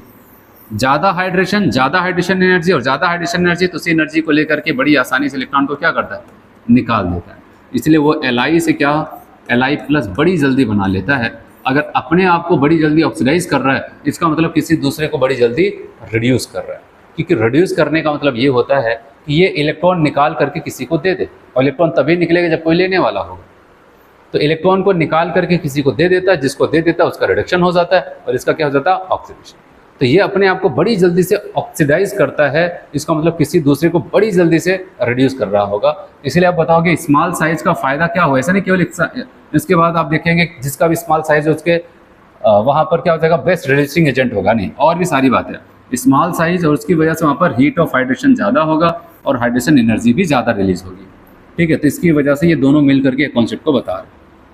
तो इलेक्ट्रॉन बड़ी आसानी से रिलीज होगा और कोई इसको पकड़ लेगा जल्दी से। इलेक्ट्रॉन जितनी अच्छे से रिलीज होगा, जितनी जल्दी, उतना उसके पास कौन सी पावर होगी बताओगे, रिड्यूसिंग पावर। और अगला यहाँ पर ये तो लाइन हमें वैसे भी पता है। अब बताओगे लोवेस्ट एसआरपी और फिर हाईएस्ट एसओपी। इसके एसआरपी की वैल्यू सबसे कम बोले, या फिर कह सकते हैं इसके एसओईपी की वैल्यू सबसे ज़्यादा है। हम इसको ऐसे भी एक्सप्लेन कर सकते हैं।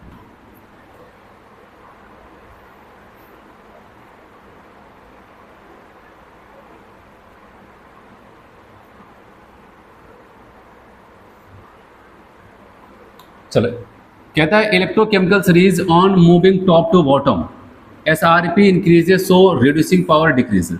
कह रहे ऊपर से नीचे आते हैं तो कह रहा है कि एसआरईपी तो भाई बढ़ जाता है, लेकिन यहाँ पर क्या बोल रहा है, कौन सी पावर घटती है, अब बताओगे रिड्यूसिंग पावर, वो क्या हो जाएगी, घट जाती है। लेकिन ऑक्सीडाइजिंग पावर पूछ लो एक बार, अब बताओगे वो तो बढ़ जाएगी। ठीक है, वही कह रहा है यहाँ पर, कह रहा है at the top of the series, at the bottom, नीचे, सबसे नीचे की बात कर रहे हैं series, the electrode having the highest SRP, सबसे ज़्यादा एसआरपी वाला सबसे नीचे है, और वो कोई और नहीं, कौन है, फ्लोरीन का इलेक्ट्रोड है। ठीक है, और फ्लोरीन के इलेक्ट्रोड का रिडक्शन इलेक्ट्रोड पोटेंशियल एसआरपी की वैल्यू 0 से माइनस में, मतलब घटा है, इसकी वैल्यू माइनस में 2.87 आया, जो सबसे ज़्यादा है। ठीक है, इसीलिए फ्लोरीन से बात आती है, फ्लोरीन बड़ी जल्दी से अपने आप को क्या करता है, माइनस में पहुंचा लेता है 0 से, और जब अपने आप को बड़ी जल्दी से घटा लेगा मतलब उसी दौरान जल्दी से किसी को क्या करेगा, ऑक्सीडाइज करेगा। इसलिए एक अच्छा खासा ऑक्सीडाइजिंग एजेंट होता है। और आप देख रहे हैं 0 से माइनस जाने पर वैल्यू इतनी ज़्यादा प्लस में दे रहा है, इसका मतलब एक स्पॉन्टेनियस प्रोसेस यहाँ पर होता है। तो फ्लोरीन तो अपना रिडक्शन करना चाहता है, लेकिन लिथियम से पूछ लो क्या तुम भी रिडक्शन कराना चाहते हो, कहता नहीं, मैं तो अपना ऑक्सीडेशन दूसरे का रिडक्शन कराना चाहता हूँ। कह रहे हैं फ्लोरीन मतलब F2 is a best oxidising agent. क्यों, आखिर क्यों, क्योंकि इसके एसआरपी की वैल्यू सबसे ज़्यादा, और दूसरा आपको पता है पूरा पीरियोडिक टेबल 118 एलिमेंट, उसमें से फ्लोरीन सबसे ज़्यादा इलेक्ट्रॉन नेगेटिविटी रखता है। इलेक्ट्रॉन नेगेटिविटी रखने का मतलब दूसरे के इलेक्ट्रॉन को आसानी से खींच लेगा। जब दूसरे का इलेक्ट्रॉन खींच लेगा ना तो उसका ऑक्सीडेशन हो जाएगा। ऑक्सीडेशन कराने का मतलब क्या होता है, किसी का इलेक्ट्रॉन खींच लो उसका ऑक्सीडेशन हो जाएगा, और जो ले लिया उसका क्या हो जाता है, रिडक्शन। जिसने इलेक्ट्रॉन को एक्सेप्ट किया उसका रिडक्शन, लेकिन जिसने इलेक्ट्रॉन को रिमूव किया, जिसका इलेक्ट्रॉन वहां से निकला है, उसका ऑक्सीडेशन हो जाता है। तो फ्लोरीन क्या कर सकता है, हाई इलेक्ट्रॉन नेगेटिविटी का फायदा उठा करके दूसरे के इलेक्ट्रॉन को बड़ी आसानी से खींच सकता है। ठीक है, तो यही बताया गया, हाईएस्ट इलेक्ट्रॉन नेगेटिविटी होती है, ये भी इसका एक फायदा होता है। कहता है on moving top to bottom electrochemical series oxidising power increases, ऊपर से नीचे आते हैं तो ऑक्सीडाइजिंग पावर बढ़ती है। तो जितना मैंने आपको बताया 2-3 चीज़ें आप उसको ज़रूर अलग से नोट करना कि भाई ऊपर से नीचे जाते हैं तो एसआरपी बढ़ता है, ऑक्सीडाइजिंग पावर बढ़ती है, रिड्यूसिंग पावर घट जाती है। ठीक है, अब मान लेते हैं आपको यहाँ पर, ठीक है, यहाँ पर मान लेते हैं आपने इलेक्ट्रोकेमिकल सीरीज को समझ लिया काम भर का। अब उसका क्या एप्लीकेशन है, अगर हमने इलेक्ट्रोकेमिकल सीरीज को पढ़ा है तो हम और क्या क्या चीज़ें बता सकते हैं, समझ सकते हैं। तो पहला आपको कह रहा है कि यहाँ पर मेटल के बारे में कुछ चर्चा करता है। कहता है रिड्यूसिंग पावर ऑफ मेटल को भी आप अच्छे से एक्सप्लेन कर सकते हो, किसकी मदद से, इलेक्ट्रोकेमिकल सीरीज की मदद से। मेटल की रिएक्टिविटी को भी एक्सप्लेन कर सकते हो एक्वस मीडियम में, और कह रहे हैं उसके इलेक्ट्रोपॉजिटिव कैरेक्टर को भी आप एक्सप्लेन कर सकते हो। ये सारी घटनाएं मैं आपको बता रहा हूँ। यहाँ पर इलेक्ट्रोलिटिक, आप बताओगे यहाँ पर गैल्वेनिक शेल के अंदर की बात चल रही है, वहाँ पर डिफरेंट आप बताओगे यहाँ पर रिडक्शन हाफ सेल, वहाँ पर मतलब एक्वस मीडियम में सारी बातें चल रही हैं। Reducing power of metal, reactivity of metal, electropositive character of metal. आपको पता है एक मेटल किस कैरेक्टर की वजह से फेमस होता है, मेटल के पास पता है क्या, इलेक्ट्रोपॉजिटिव कैरेक्टर होता है। मतलब मेटल क्या करता है, बड़ी आसानी से इलेक्ट्रॉन को रिलीज करता है। तो जितनी जल्दी से इलेक्ट्रॉन को रिलीज करेगा, इलेक्ट्रॉन जितना निकलेगा उतना उसके ऊपर क्या जाता है, पॉजिटिव चार्ज आता है। तो इसलिए कहते हैं इसके पास इलेक्ट्रोपॉजिटिव कैरेक्टर पाया जाता है। कैरेक्टर कैसे आता है, इलेक्ट्रॉन को आसानी से निकाल दिया, 2 इलेक्ट्रॉन निकाला, 2 प्लस चार्ज आ गया, 1 इलेक्ट्रॉन निकाला, 1 प्लस चार्ज आ गया। तो ये इनकी खास बात होती है, मेटल का कहते हैं ना कि यहाँ पर वो उसका हुनर है, ये अपने ऊपर प्लस चार्ज जल्दी से डेवलप करना। और आपको पता है इलेक्ट्रॉन क्यों निकला, क्योंकि कोई उसको एक्सेप्ट करने वाला होगा, और एक्सेप्ट करने का मतलब उसने इलेक्ट्रॉन निकाल के दूसरे को पकड़ा दिया, और जिसने पकड़ लिया उसका रिडक्शन हो गया।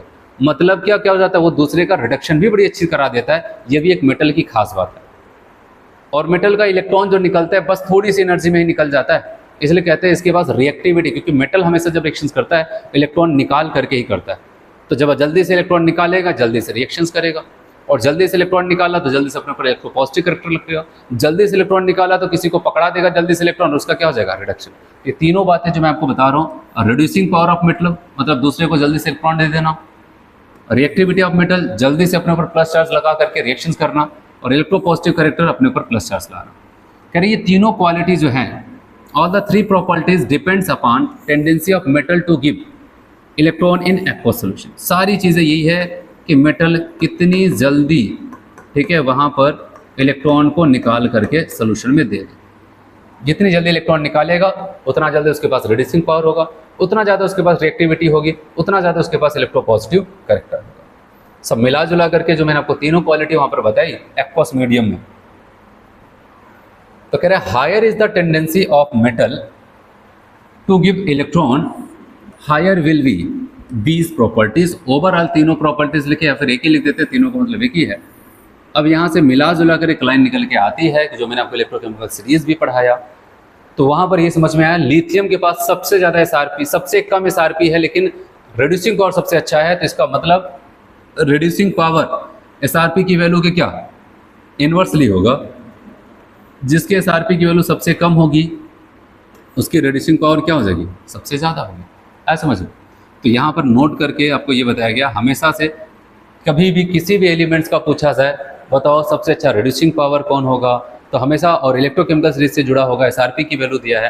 तो याद रखना एकदम उल्टा चलता है, क्योंकि लिथियम के एसआरपी की वैल्यू सबसे कम थी और रिड्यूसिंग पावर सबसे ज़्यादा।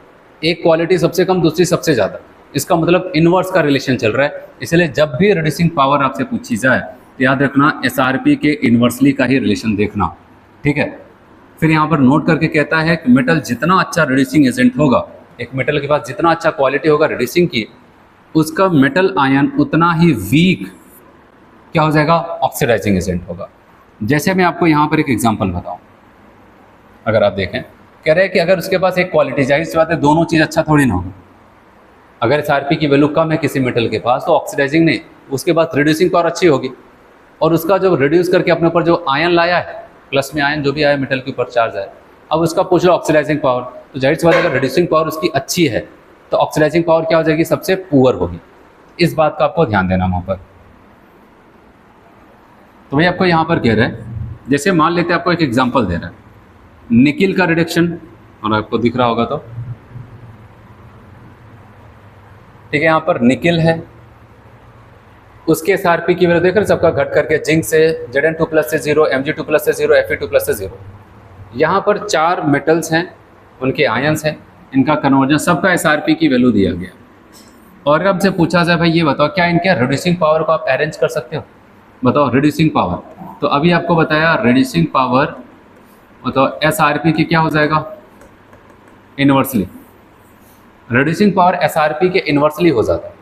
तो अगर हमसे पूछा जाए सबसे अच्छा रिड्यूसिंग पावर किसके पास होगी, आप बताओगे सबसे कम एसआरपी जिसके पास होगा।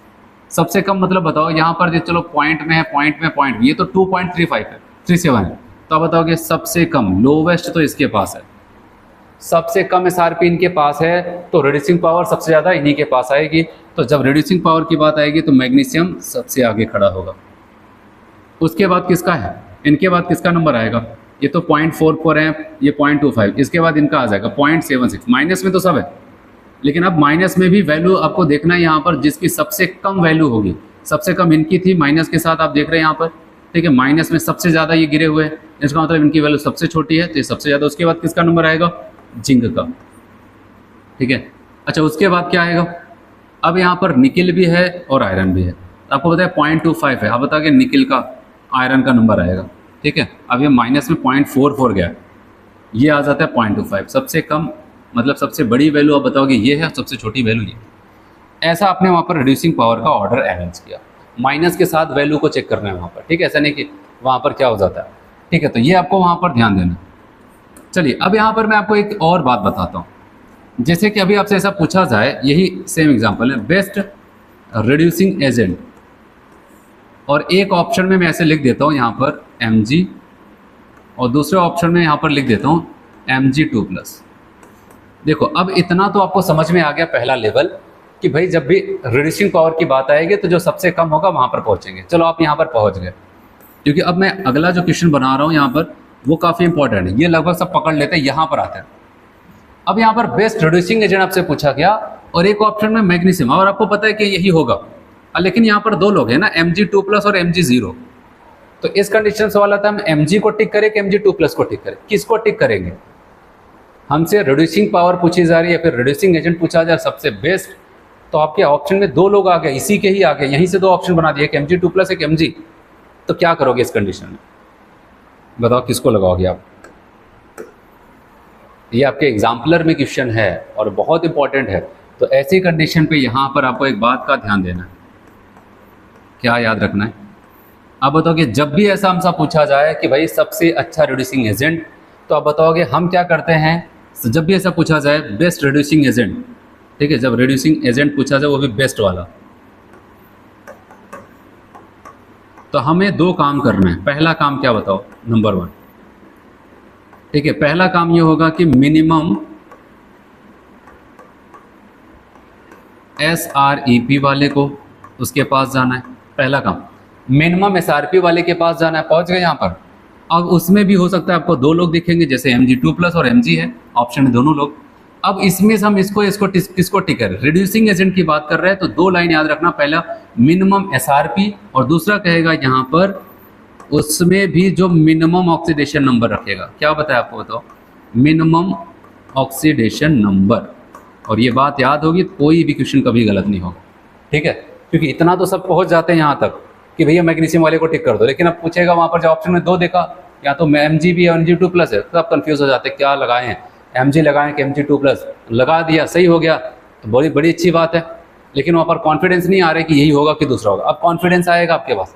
बस आपको बस यहाँ पर एक बात याद रखना, जब भी बेस्ट रिड्यूसिंग एजेंट की बात करें और वहाँ पर हमें दो काम करना है। सबसे पहले मिनिमम SRP वाले के पास पहुँचना, पहुँच गए जैसे Mg के पास।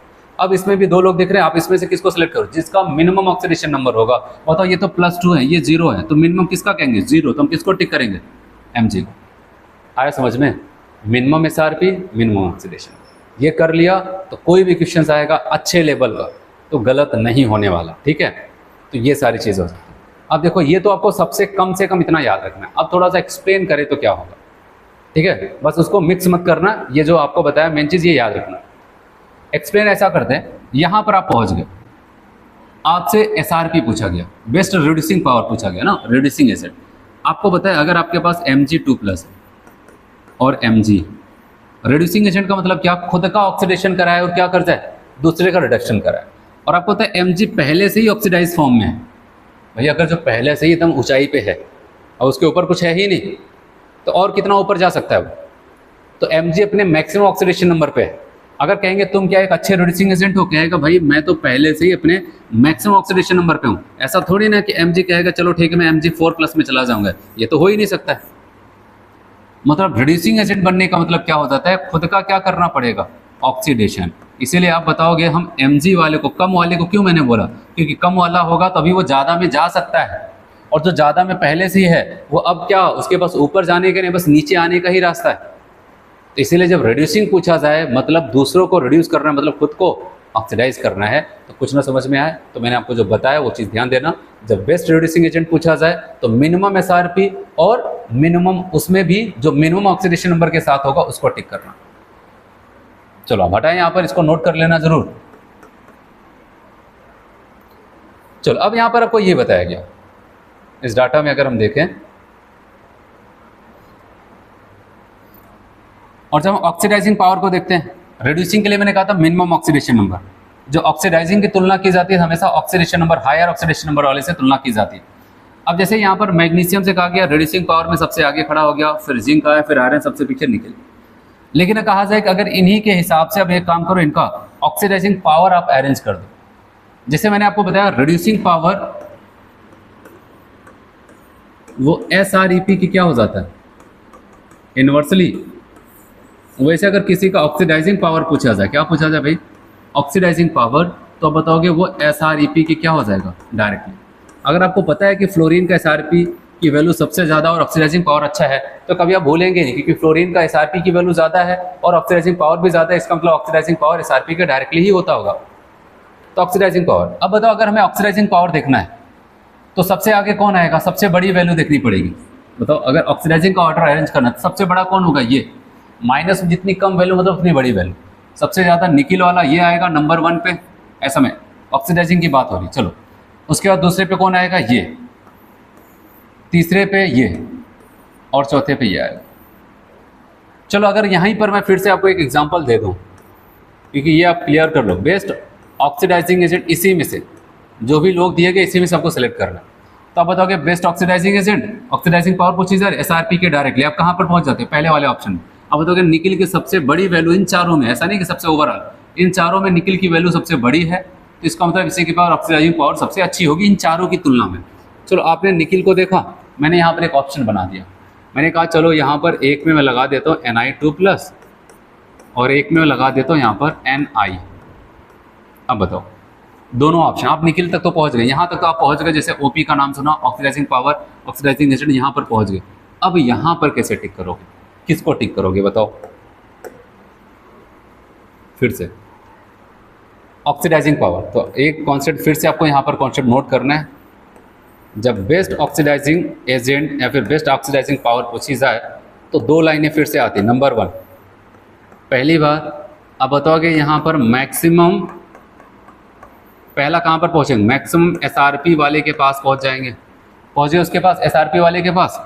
फिर दूसरा काम आप क्या करोगे, आप बताओगे पहुँच तो गए थे निकिल के पास यहाँ पर, फिर आप कन्फ्यूज हो गए इनको लगाएं कि इनको लगाएं, और इस बार ऑक्सीडाइजिंग पावर पूछा जा रहा है, फिर इसमें भी आप क्या लगाओगे, मैक्सिमम SrP के पास पहुँचे, फिर मैक्सिमम ऑक्सीडाइजिंग, ठीक है। अब बताओगे oxidation number, maximum oxidation number. तो बताओ जब आपसे ऑक्सीडाइजिंग पावर पूछेगी, आप निकिल के पास पहुंचे, अब निकिल में भी दो लोग हैं, Ni2+ और 0, बताओ इसमें से ज्यादा ऑक्सीडेशन नंबर किसका है, Ni2+, किसको टिक करेंगे, Ni2+। जब ऑक्सीडाइजिंग पावर पूछी जाए तो मैक्सिमम SrP और मैक्सिमम, उसमें भी मैक्सिमम ऑक्सीडेशन नंबर वाले को टिक करना। जब रिड्यूसिंग पावर पूछी जाए तो मिनिमम SrP और उसमें भी मिनिमम ऑक्सीडेशन नंबर वाले को टिक कर देना, बस खत्म, आया समझ में। तो चलो अब यहाँ पर निकिल का सबसे कम SrP था, SrP की वैल्यू सबसे ज़्यादा, तो निकिल आयन को सबसे आगे, क्योंकि रिड्यूसिंग में ये सबसे पीछे था तो ऑक्सीडाइजिंग में सबसे आगे, फिर आयरन, फिर जिंक, फिर मैग्नीशियम।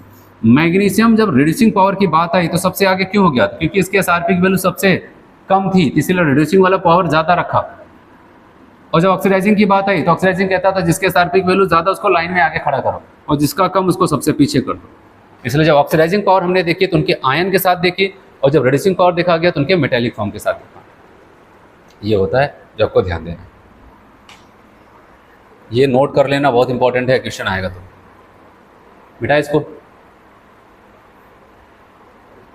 चलो अब यहाँ पर अब आता थी oxidising power of non metals, तो सेम कॉन्सेप्ट, सारी चीजें मैंने आपको ऊपर ही बता दी। Oxidising power of non metal, या फिर कोई भी पूछा जाए, नॉन मेटल ही नहीं, कोई भी पूछे ऑक्सीडाइजिंग पावर, ठीक है, आप हमेशा SrP के डायरेक्टली लगाना, जिसके SrP की वैल्यू ज्यादा हो सकता है, मेटल का आयन ही आपको दे दिया जाए, वहां पर पूछा जाए, बस आपके पास ये कॉन्सेप्ट, किसी भी मेटल हो, मेटल आयन हो, कोई भी चीज़ हो, कोई भी एलिमेंट्स हो, अगर इलेक्ट्रोकेमिकल सीरीज का है और आपको इसके SrP की वैल्यू दिया जाए, तब वहाँ पर रिड्यूसिंग पावर पूछा जाए तो इन्वर्सली, ऑक्सीडाइजिंग पावर पूछा जाए तो डायरेक्टली। अब जैसे यहाँ पर एक एग्जाम्पल आपको बताया गया, आप देख रहे हैं फ्लोरीन, क्लोरीन, ब्रोमीन, आयोडीन, सबके SrP की वैल्यू दिया गया, 0 से माइनस, 0 से माइनस, 0 से माइनस। आपसे पूछा जाए ऑक्सीडाइजिंग पावर बताओ, ऑक्सीडाइजिंग पावर का कॉन्सेप्ट क्या बोलता था, कहता था ऑक्सीडाइजिंग पावर SrEP के डायरेक्टली, ऐसा कुछ हो जाता है, SrP के डायरेक्टली हो जाता है। तो अब आप यहाँ पर बताओगे SrP के डायरेक्टली है, तो इस हिसाब से सबसे बड़ी वैल्यू किसकी आ रही है, फ्लोरीन की आ रही है 2.87, उसके बाद 1.36, 1.08, 0.54। तो इस हिसाब से ऑक्सीडाइजिंग पावर में फ्लोरीन सबसे आगे, फिर क्लोरीन, फिर ब्रोमीन, और सबसे कम कौन हो जाता है, आयोडीन आ जाता है। फ्लोरीन, क्लोरीन, ब्रोमीन, आयोडीन आ जाता है, तो ऐसा कुछ वहाँ पर होता है। फिर अब अगर हम बात करते हैं, ये तो ऑक्सीडाइजिंग पावर आ गई, और जब हम इसका रिड्यूसिंग पावर देखेंगे, बताओ रिड्यूसिंग पावर में क्या हो जाता था, इन्हीं के साथ अगर रिड्यूसिंग पावर को कंपेयर कर रहे हैं तो एसआरपी की क्या हो जाता है, इन्वर्सली। तो आप खुद बताओ, सबसे कम एसआरपी जिसका होगा इन चारों में से, उसके पास रिड्यूसिंग पावर सबसे ज़्यादा, ये जिसका कम उसका ये सबसे ज़्यादा होगा। तो आयोडीन की बात करते हैं, इसका तो सबसे कम है ना, ये तो आधा के आसपास है, 0.5 है, सब 1 से ऊपर है। तो बताओ कि इसका आयोडीन का सबसे ज़्यादा। अच्छा सवाल आता है, आयोडीन में भी ऑप्शन आ जाए, एक ऑप्शन में I2, एक ऑप्शन में I-, बताओ कौन सी पावर पूछे जाए, रिड्यूसिंग पावर। तो मैंने क्या बताया था, पहले कहाँ पर जाना है, मिनिमम में सारे पहुंच गए। इसमें भी किसमें बताया था, मिनिमम ऑक्सीडेशन, I2 को लगाया, इसमें दोनों में से कम ऑक्सीडेशन नंबर किसका है, तो 0 या माइनस में इसको लगाओ। इसलिए अब यहाँ पर अगर आयोडीन I2 ऑक्सीडाइजिंग सबसे पीछे खड़ा था, तो रिड्यूसिंग पावर में इसका एनायन सबसे आगे आएगा। फ्लोरीन सबसे आगे था ऑक्सीडाइजिंग में, तो रिड्यूसिंग पावर में सबसे पीछे इसका एनायन होगा, फिर ब्रोमीन, फिर क्लोरीन यहाँ पर बीच में होंगे। ये जो आपको मैंने मेन कॉन्सेप्ट बताया वो आपको ध्यान देना। इसी के बारे में आपको यहाँ पर लिखा गया, नॉन मेटल जितना अच्छा ऑक्सीडाइजिंग एजेंट होगा उसका एनायन उतना ही वीक। जैसे फ्लोरीन सबसे अच्छा ऑक्सीडाइजिंग एजेंट था, उसका एनायन F- सबसे वीक रिड्यूसिंग एजेंट होगा। ठीक है, ऐसा कुछ यहाँ पर हो जाता है। चलो अब बात करते हैं हम लोग यहाँ पर, अगर इलेक्ट्रोकेमिकल सीरीज हमें पता है तो हम और क्या चीज़ें यहाँ पर जान सकते हैं, तो कुछ बातें यहाँ पर इसको देखते हैं। पहला आपको कहता है यहाँ पर thermal stability of metal oxide. देखो इलेक्ट्रोकेमिकल सीरीज में आपको ये बताया गया है कि मैंने कहा था कि हाइड्रोजन के ऊपर सब अच्छी क्वालिटी के मेटल पाए जाते हैं, और जितना ऊपर जाओगे हाइड्रोजन के इलेक्ट्रोकेमिकल सीरीज में और अच्छे मेटल्स आपको मिलेंगे, और नीचे थोड़ा सा पुअर क्वालिटी के मिलते हैं। क्वालिटी का मतलब ये नहीं कि महंगा मेटल है, गोल्ड वगैरह प्लेटिनम नीचे हैं तो अच्छी क्वालिटी वाले नीचे, यहाँ पर मतलब उनकी रिएक्टिविटी वगैरह से लिया जा रहा है। मेटल की क्वालिटी हम केमिस्ट्री के बेसिस पर अगर बात करते हैं तो वहाँ पर उनकी रिएक्टिविटी, उनकी रिड्यूसिंग पावर इस बेसिस पे बात कर रहे हैं। ऐसा नहीं मार्केट के बेसिस में महंगा आता है तो अच्छी क्वालिटी वाले नीचे, ठीक है, तो ऐसा कुछ यहाँ पर है। तो अब यहाँ पर बात करते हैं कि कहता है कि इलेक्ट्रोकेमिकल सीरीज में हाइड्रोजन के ऊपर पाए जाने वाले जो मेटल्स हैं ना, उनके मेटल के जो ऑक्साइड होते हैं वो बहुत ही ज़्यादा स्टेबल होते हैं, थर्मली बहुत स्टेबल होते हैं। मतलब अगर आप उसका क्या करते हो, वहाँ पर हीट करते हो, गर्म करते हो, तो जल्दी अपने ऑक्सीजन को नहीं छोड़ते। लेकिन हाइड्रोजन के नीचे पाए जाने वाले, जैसे आपको पता है कॉपर है, सिल्वर है, मरकरी है, गोल्ड है, ठीक है, ये अगर उसके नीचे जो है हाइड्रोजन के नीचे वाले लोग, उनको अगर थोड़ा सा भी हीट करो वो अपने ऑक्सीजन को बड़ी जल्दी से बाहर निकाल देते हैं। तो हम यहाँ पर अगर कभी हमें कभी चेक करना हो तो हम इतना अनुमान लगा सकते हैं कि भाई ये हाइड्रोजन के ऊपर पाया जाता है इलेक्ट्रोकेमिकल सीरीज में, इनकी थर्मल स्टेबिलिटी, इनके ऑक्साइड की ज़्यादा अच्छी है, ये नीचे पाए जाते हैं वो काफ़ी पुअर है। तो उसी पे बात करते हैं। हाइड्रोजन से ऊपर आने वाले मेटल के ऑक्साइड गर्म करने पर डिसोसिएट नहीं होते हैं, मतलब टूटते नहीं हैं, इसका मतलब थर्मली स्टेबल होता है। और हाइड्रोजन से नीचे आने वाले मेटल के ऑक्साइड गर्म करने पर डिसोसिएट हो जाते हैं, मतलब थर्मली अनस्टेबल होते हैं। जैसे एल्युमिनियम के ऑक्साइड को हमने हीट किया, टूट ही नहीं रहे, लेकिन कॉपर का ऑक्साइड था, सिल्वर का ऑक्साइड का हीट किया, देख रहे हैं यहाँ पर ऑक्सीजन निकल रहा है, ऑक्सीजन निकल रहा है। तो ऐसा कुछ होता है थर्मल स्टेबिलिटी। चलिए अगला यहाँ पर बात करते हैं डिस्प्लेसमेंट रिएक्शन। डिस्प्लेसमेंट रिएक्शंस, और डिस्प्लेसमेंट में भी हम लोग पहला जो डिस्प्लेसमेंट यहाँ पर देखेंगे, मतलब किसी को हटाने की बात होगी। Displacement of hydrogen from dilute acid by metal. अगर हम मेटल ले लें और डाइल्यूट एसिड ले लें, जैसे डाइल्यूट H2SO4 वगैरह ले लेते हैं, तो कहा गया इलेक्ट्रोकेमिकल सीरीज में हाइड्रोजन के ऊपर पाए जाने वाले मेटल, कहाँ से, ये हाइड्रोजन है, इसके ऊपर पाए जाने वाले मेटल डाइल्यूट एसिड से रिएक्शंस करके हाइड्रोजन को डिस्प्लेस कर देते, वहाँ से हाइड्रोजन को निकाल देते, और हाइड्रोजन के नीचे वाले लोग ऐसा नहीं कर पाते। ठीक है, वही सिंपल सब कहानी बची, यहाँ पर इसको सुनते जाता है।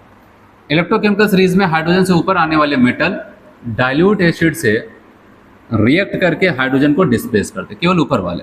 जैसे आपको बताया इलेक्ट्रोकेमिकल सीरीज में जिंक पाया जाता है ऊपर, कॉपर हाइड्रोजन के ऊपर है, तो डाइल्यूट H2SO4 से रिएक्शन करके वो ZnSO4 और कौन सी गैस निकाल रहा है, हाइड्रोजन गैस इवॉल्व करता है। ठीक है, वही हाइड्रोजन के नीचे मैंने कहा था, हाइड्रोजन के जस्ट नीचे कॉपर था, इसको भी कह दो भाई डाइल्यूट वाले से, कंसंट्रेट नहीं, डाइल्यूट वाले से रिएक्शंस करके तुम भी कॉपर सल्फेट बना दो और हाइड्रोजन गैस निकालो, तो ऐसा नहीं होता, इसलिए यहाँ पर क्रॉस लगा है। क्रॉस का मतलब ये रिएक्शंस, आप ऐसा नहीं कि जिंक को देख करके आपने कॉपर का भी लिख दिया, लेकिन ऐसा नहीं होता है। जिंक H2SO4 से H2 को हटा सकता है, लेकिन कॉपर H2SO4 से H2 को हटा नहीं पाता।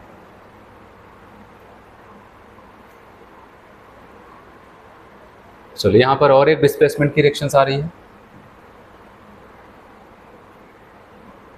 बताया गया displacement of hydrogen from water by metal. पानी लेते हैं और रिएक्टिव मेटल्स उठाते हैं, कुछ मेटल्स, तो देखते हैं पानी में अगर मेटल को डालें क्या वहाँ से हाइड्रोजन गैस निकलेगी, क्या वहाँ से वाटर से हाइड्रोजन को डिस्प्लेस कर सकता है मेटल। तो बताइए कि इसके लिए याद रखना इलेक्ट्रोकेमिकल सीरीज में इस बार हाइड्रोजन का रेफरेंस हटाते हैं, अब लेते हैं आयरन का। तो कह रहे इलेक्ट्रोकेमिकल सीरीज में आयरन के ऊपर पाए जाने वाले जो मेटल हैं, खास करके वहाँ पर आपको first A group second A group के लोग मिलेंगे मेनली। आयरन के ऊपर पाए जाने वाले जो मेटल्स हैं, इसके अलावा जिंक वगैरह भी मिलते हैं, लेकिन आपसे कह रहा है कि वहाँ पर आयरन के ऊपर पाए जाने वाले जो मेटल्स हैं वो कोल्ड या फिर हॉट वाटर से रिएक्शंस करके हाइड्रोजन को डिस्प्लेस कर देते हैं वाटर से। लेकिन आयरन और आयरन के नीचे वाले लोग ऐसा काम नहीं कर पाते।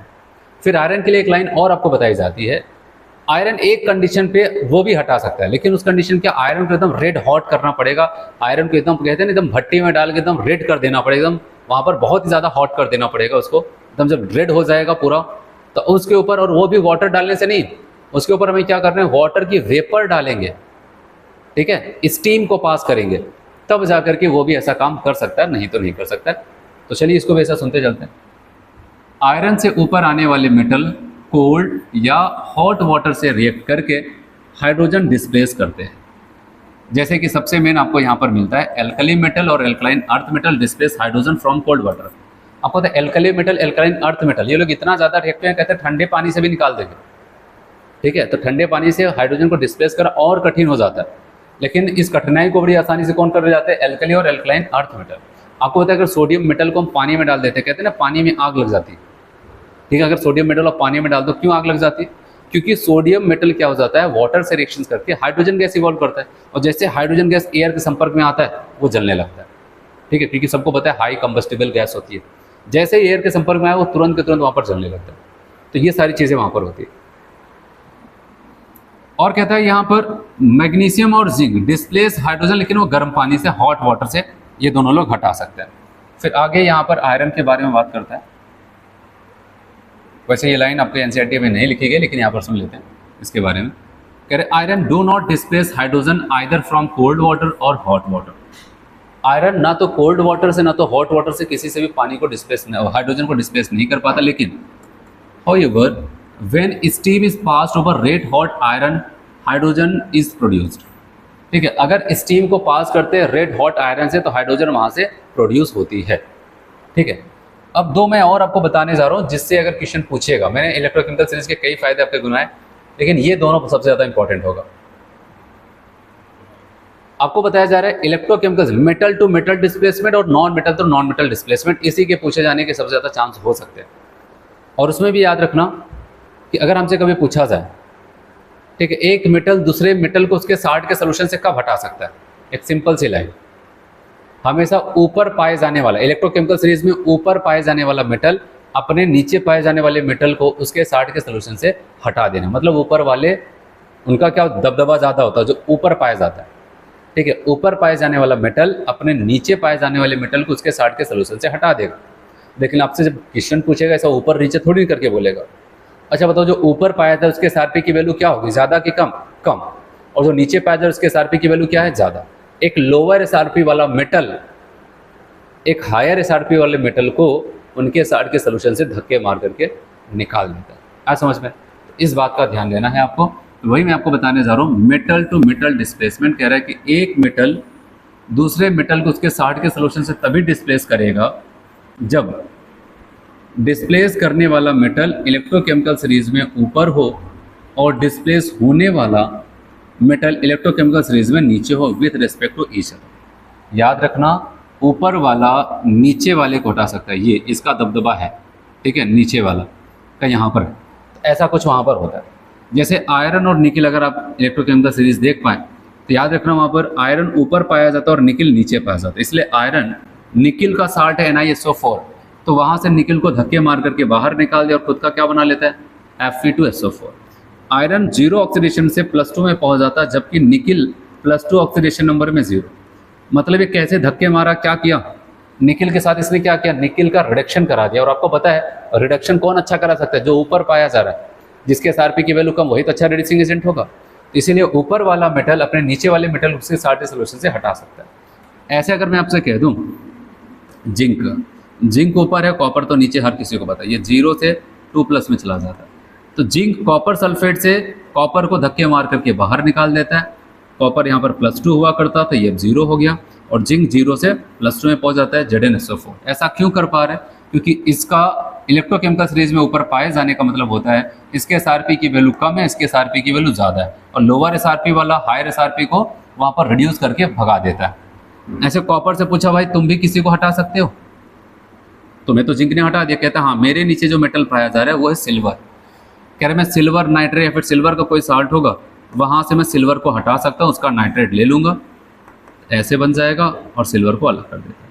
तो यहाँ से मिला जुला के एक ही बात आती है, ऊपर पाए जाने वाला नीचे पाए जाने वाले साल्ट को उसके मेटल को उसके साल्ट के सोल्यूशन से हटा देगा, लेकिन ऊपर नीचे से काम नहीं चलेगा। उसका कॉन्सेप्ट याद रखना, ऊपर का मतलब लोअर SRP वैल्यू वाला एक हायर SRP वैल्यू वाले को उसके साल्ट के सोल्यूशन से हटा देता है। ये मेटल के केस में है। चलो अब आते हैं यहाँ पर नॉन मेटल डिस्प्लेसमेंट। कहते हैं नॉन मेटल डिस्प्लेसमेंट की अगर बात करते हैं तो क्या होगा? एक नॉन मेटल, अब यहाँ पर देखते हैं इसमें उल्टा कॉन्सेप्ट। कह रहे एक नॉन मेटल दूसरे नॉन मेटल को तभी हटा सकता है जब हटाने वाला नीचे हो और हटने वाला ऊपर। तो मतलब एक नीचे पाए इलेक्ट्रोकेमिकल सीरीज में एक नीचे पाए जाने वाला नॉन मेटल एक ऊपर पाए जाने वाला नॉन मेटल उसके साल्ट के सोल्यूशन से हटा देता है। तो यहाँ पर आपको ये ध्यान देना है कि इसका मतलब बताओगे कि नीचे वाला जो है वो ऊपर वाले को हटाएगा। और मेटल में क्या कहते हैं? ऊपर वाला नीचे वाले को। क्योंकि मेटल के हटने का जो तरीका था, मेटल रिड्यूस करके हटाता है और नॉन मेटल कैसे डिस्प्लेस करता है? ऑक्सीडाइज करके हटाता है। और आपको पता है जितना नीचे नॉन मेटल होगा उतना उसके पास कौन सी पावर होगी? ऑक्सीडाइजिंग पावर होगी।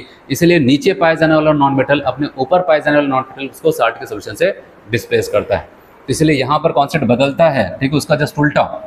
एक नॉन मेटल दूसरे नॉन मेटल को उसके साल्ट के सोल्यूशन तभी डिस्प्लेस करेगा जब डिस्प्लेस करने वाला नॉन मेटल इलेक्ट्रोकेमिकल सीरीज में नीचे हो और डिस्प्लेस होने वाला हटने वाले की बात कर रहे हैं वो बेचारा कहाँ पर हो? ऊपर। जैसे अगर हमें पता है नॉन मेटल की बात आती है तो ये फ्लोरीन, क्लोरीन, ब्रोमीन, आयोडीन आएंगे। तो सबसे नीचे कौन था इलेक्ट्रोकेमिकल सीरीज में? फ्लोरीन, फिर उसके ऊपर क्लोरीन, उसके ऊपर ब्रोमीन और सबसे ऊपर आयोडीन था।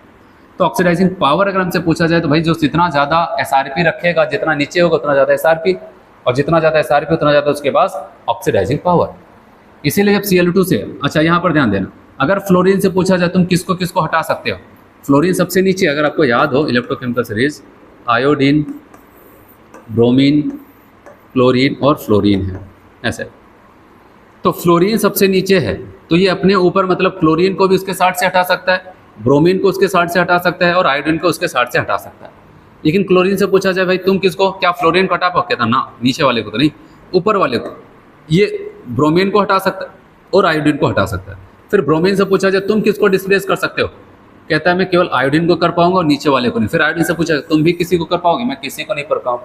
ये बोलता है मैं किसी को नहीं कर पाऊंगा, बस मैं यहाँ पर इन सब के द्वारा रिड्यूस हो जाऊंगा, ठीक है, यहाँ पर इनके द्वारा डिस्प्लेस हो जाऊंगा, रिड्यूस नहीं डिस्प्लेस। अब जैसे यहाँ पर क्लोरीन था, यहाँ पर एक साल्ट था KBr का, ब्रोमीन का, क्लोरीन है, और साल्ट किसका है? ब्रोमीन का। तो ये क्या कर जाता है, यहाँ पर ब्रोमीन के साल्ट से आप देख रहे हैं ब्रोमीन को हटा दिया और खुद का अपना साल्ट बना लिया। लेकिन यहाँ पर आपको पता है उल्टा क्यों होता था? नीचे वाले ऊपर वाले क्यों हटा रहा था? क्योंकि यहाँ पर ब्रोमीन माइनस, तब यहाँ पर क्या हो जाता है? 0। मतलब ब्रोमीन का क्या हो जाता है बताओ आप? ऑक्सीडेशन। और जो हटाता है उसका खुद का क्या हो जाता है? रिडक्शन। इसीलिए यहाँ पर क्लोरीन क्या कर जाता है? रिडक्शन करता है, ठीक है, अपना खुद का रिडक्शन और दूसरे का ऑक्सीडेशन कराता है। ऐसे आयोडीन से पूछा जाए भाई क्या तुम KBr, इनसे पूछा जाए क्या तुम इसको साल्ट को हटा सकते? क्लोरीन तो हटा दिया, कहेगा नहीं है। इसलिए यहाँ पर क्रॉस का निशान लगाया है, बताओ कि ऐसा प्रोसेस नहीं हो सकता है। तो याद रखना नीचे वाला ऊपर वाले को उनके साल्ट से हटा सकता है, हटाने का सेम प्रोसेस यही होगा। चलो यहाँ पर 2-3 क्वेश्चन है, इसको करते हैं। इलेक्ट्रोकेमिकल सीरीज से जुड़ा हुआ जो मैंने आपको कॉन्सेप्ट सिखाया, कहता है SEP of 3 metal X, Y and Z इतना इतना और इतना आपको दिया जाएगा respectively. The reducing power of this metal, reducing power क्या पूछा जा रहा है? Reducing power. आपने तुरंत के तुरंत कॉन्सेप्ट लिखा क्या? SRP के इनवर्सली। अच्छा, इस क्वेश्चन में इस चीज़ का ध्यान देना, यहाँ तो SEP लिख दिया, स्टैंडर्ड रिडक्शन इलेक्ट्रोड पोटेंशियल। ये नहीं बताया ये SRP है कि ऑक्सीडेशन वाला है कि रिडक्शन वाला, तो क्या बताओ? यही तो बताया। जब कुछ ना बताया जाए तो हमेशा रिडक्शन वाला मानना है। तो चलो इस हिसाब से बताओ, जिसके SRP की वैल्यू सबसे कम वही सबसे अच्छा रिड्यूसिंग एजेंट होगा। सबसे कम किसका है? X वाले की वैल्यू तो -1.2, Y वाले का तो प्लस में, Z वाले का -3। तो सबसे ज़्यादा कौन होगा? आप बताएंगे भैया Z वाला सबसे ज़्यादा माइनस में, मतलब Z। उसके बाद X वाले का ये भी माइनस में है और Y वाला तो प्लस में है, इसको पीछे करो। तो ZXY क्या ठीक करेंगे यहाँ पर? ZXY, क्योंकि रिड्यूसिंग पूछा गया। यही सेम क्वेश्चन है यहाँ पर, ऑक्सीडाइजिंग पूछा गया, सेम डाटा सारी चीज़ें फ्रेम की गई क्वेश्चन यहाँ पर कि आप क्या लगाएंगे। अब ऑक्सीडाइजिंग बताओ, ऑक्सीडाइजिंग पावर के लिए क्या करोगे भाई, ऑक्सीडाइजिंग पावर, तो अब बताओगे SRP के डायरेक्टली बोलने वाले, SREP सबसे ज़्यादा किसका है, अब बताओगे Y का प्लस में, तो ऑक्सीडाइजिंग पावर में बताओगे भाई Y को सबसे आगे खड़ा करो, ठीक है। उसके बाद ये तो सबसे पीछे है, इसको पीछे करना है। उसके बाद X का नंबर माइनस में, लेकिन उससे तो ठीक ही है, अब बताओगे X और यहाँ पर Z, तो YXZ C वाला हो जाएगा यहाँ पर। चलो यहाँ पर एक क्वेश्चन है, PYQ का क्वेश्चन है नीट का। Zinc can be coated on iron to produce galvanised iron but reverse is not possible. कह रहे हैं कि आयरन के ऊपर, आयरन है, ये आयरन है Fe, इसके ऊपर जिंक की कोटिंग की जा सकती है, ऐसे जिंक की कोटिंग की जा सकती है। यहाँ पर ये जिंक है Zn, लेकिन अगर कह दो कि जिंक की रॉड है, ठीक है, ये Zn की रॉड है, इसके ऊपर आयरन की कोटिंग कर दो, आयरन की, ऐसा नहीं हो सकता है। यहाँ पर ये हो जाता है, आयरन की रॉड के ऊपर जिंक की कोटिंग हो जाती है, लेकिन इसके ऊपर ऐसा नहीं होता है। ऐसा इसलिए होता है क्योंकि जिंक ऊपर पाया जाता है और आयरन नीचे पाया जाता है, ठीक है। और ऊपर पाया जाने का मतलब आप बताओगे यहाँ पर माइनस के साथ वैल्यू उसकी ज़्यादा होगी, ठीक है, या फिर कह सकते हैं लोअर SRP बोला जाता, या फिर कह सकते हैं अगर निगेटिव में बोला जा रहा है कहेंगे हायर निगेटिव इलेक्ट्रोड पोटेंशियल्स, तो यहाँ पर बताएंगे zinc has a higher negative electrode potential than iron. तो इसका मतलब जो ऊपर पाया जा रहा है उसकी कोटिंग नीचे वाले के ऊपर कर दी सकती है, ठीक है, ऊपर वाले की कोटिंग नीचे वाले पर कर सकते, लेकिन नीचे वाले इलेक्ट्रोकेमिकल सीरीज में ऊपर वाले के ऊपर नहीं कर सकते। चलो यहाँ पर क्वेश्चन बताओ,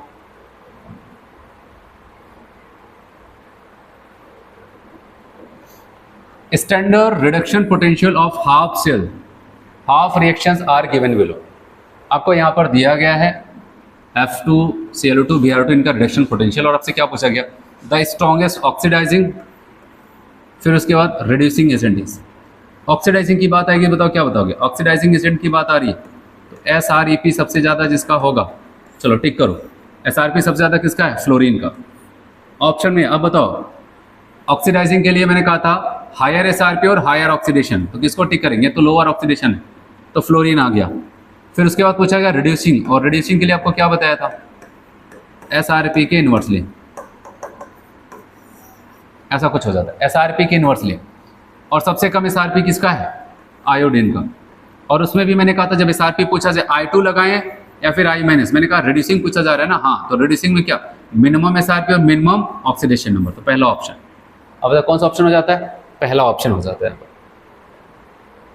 चलिए एक और क्वेश्चन करते हैं यहाँ पर आखिरी, ये नीट 2022 में पूछा गया क्वेश्चन है, जो मैंने आपको डिस्प्लेसमेंट अभी बताया वहाँ पर उसी पे ही बेस्ड है। यहाँ पर आपसे पूछा जा रहा है 298 kelvin standard electrode potential, copper का है, जिंक का है और आयरन का है, सिल्वर का भी। सबके SRP की वैल्यू, कॉपर का ये है, दूसरा नंबर पर जिंक का तो इसकी ये है, और यहाँ पर क्या हो जाता है, ये किसकी है, वहाँ पर आयरन का, ये इसका है। तो कहने का मतलब अगर मैं आपसे यहाँ पर कह दूँ A0 की वैल्यू आपको Cu2 प्लस से Cu वाली आपको दे दिया, वहाँ पर कितना है 0.34 है। उसके बाद Zn2 प्लस से Zn वाली वैल्यू आपको दिया है, वो क्या दिया है वहाँ पर, अब बताओगे माइनस में 0.76 वोल्ट है। और तीसरा कौन सा है यहाँ पर, आयरन का है, Fe2 प्लस से Fe, और उसकी वैल्यू माइनस में आपको बताएगा माइनस 0.44 है। और सबसे लास्ट में कह रहा है कि Ag प्लस से Ag, इसकी वैल्यू 0.80 वोल्ट है। आपसे पूछा गया है कौन सी रिएक्शंस यहाँ पर नहीं हो सकती, on the basis of standard electrode potential predict which of the following can not occur, कौन ऐसा नहीं हो सकता। अगर आप देखें मेटल की तो बात चल रही, कॉपर, जिंक, ये सब, तो मैंने कहा मेटल डिस्प्लेसमेंट, मेटल की बात हो रही, तो आप खुद कॉन्सेप्ट लगाओ। यहाँ पर मैंने आपको क्या समझाया था, ऊपर पाए जाने वाला नीचे वाले को हटाएगा, ऊपर का मतलब SRP की वैल्यू क्या, लोअर SRP वाला हायर वाले को हटाएगा। तो सवाल आता है पहले वाले रिएक्शन में जिंक और कॉपर सल्फेट की बात है, क्या जिंक ऊपर पाया जाएगा, तो अब देख लो कॉपर की वैल्यू प्लस में, इसकी वैल्यू माइनस में, मतलब ये लोअर ये हायर है, तो मतलब जिंक ऊपर पाया जा रहा है और ये नीचे है, तो इसको हटा देगा। बताओगे आपको तो यहाँ पर लगाना था कि कौन नहीं हो पाएगा, तो आप बताओगे यहाँ पर सही है ZnSO4 कॉपर हो जाएगा, ये तो पॉसिबल होगा। फिर अगले में क्या आयरन भी कॉपर सल्फेट को हटा सकता है, कॉपर सल्फेट से बताओगे, देख लेते हैं। आयरन माइनस में, कॉपर प्लस में, मतलब आयरन कहाँ पर है, ऊपर पाया जा रहा होगा। एसआरपी लोअर, एसआरपी हायर वाले को हटाता है मेटल मेटल में। तो ये भी आप देख रहे हैं हटा करके आयरन का सल्फेट बन गया, और यहाँ पर ये भी सही है। फिर तीसरा आता है जिंक और आयरन में अब कंपटीशन चल रहा है। जिंक ये रहा, आयरन ये रहा। आप देख रहे हैं इसकी वैल्यू ज़्यादा माइनस में है ना, ज़्यादा माइनस में ज़्यादा ऊपर, और ये कम माइनस में नीचे, मतलब जिंक ऊपर है आयरन नीचे, मतलब जिंक आयरन को हटा सकता है। तो वही सेम चीज़ जिंक आयरन को हटा सकता है, ये भी सही है। फिर आते हैं यहाँ पर Ag और कॉपर की बात आ रही है। अगर आप देखें Ag की वैल्यू प्लस में लिखी है 0.8 और इनकी प्लस में इनकी भी लेकिन 0.30, लेकिन अब इतना तो पता है कि ये ज़्यादा वैल्यू है, मतलब ज़्यादा नीचे होगी। ये सिल्वर और ये ऊपर वाला कौन है यहाँ पर, कॉपर। तो मैंने कहा कि ऊपर वाला नीचे वाले को हटाता है, नीचे वाला ऊपर वाले को नहीं हटाता है। ये मेटल मेटल की बात हो रही है ना, तो यहाँ पर ये सिल्वर से हटा दे रहे किसको, कॉपर को। अब बताओगे ये गलत है, इसका मतलब यही रिएक्शन जो है वहाँ पर नहीं हो पाएगी। हाँ समझ में। तो ये सारी चीज़ें थी यहाँ पर। तो अब क्या हो जाता है, अगले लेक्चर पे हम लोग क्या करते हैं, वहाँ पर नस्ट इक्वेशन है और भी बहुत सारे अच्छे कॉन्सेप्ट है, उसको पढ़ेंगे। आज पूरा इलेक्ट्रोकेमिकल सीरीज पढ़े हैं और क्या क्या उसमें कॉन्सेप्ट थे, क्या क्या वहाँ पर क्वेश्चन बन सकते हैं, वो सारी चीज़ें हो गई हैं। ठीक है, आज के लेक्चर में इतना करते हैं, फिर आते हैं अगले लेक्चर में। ठीक है।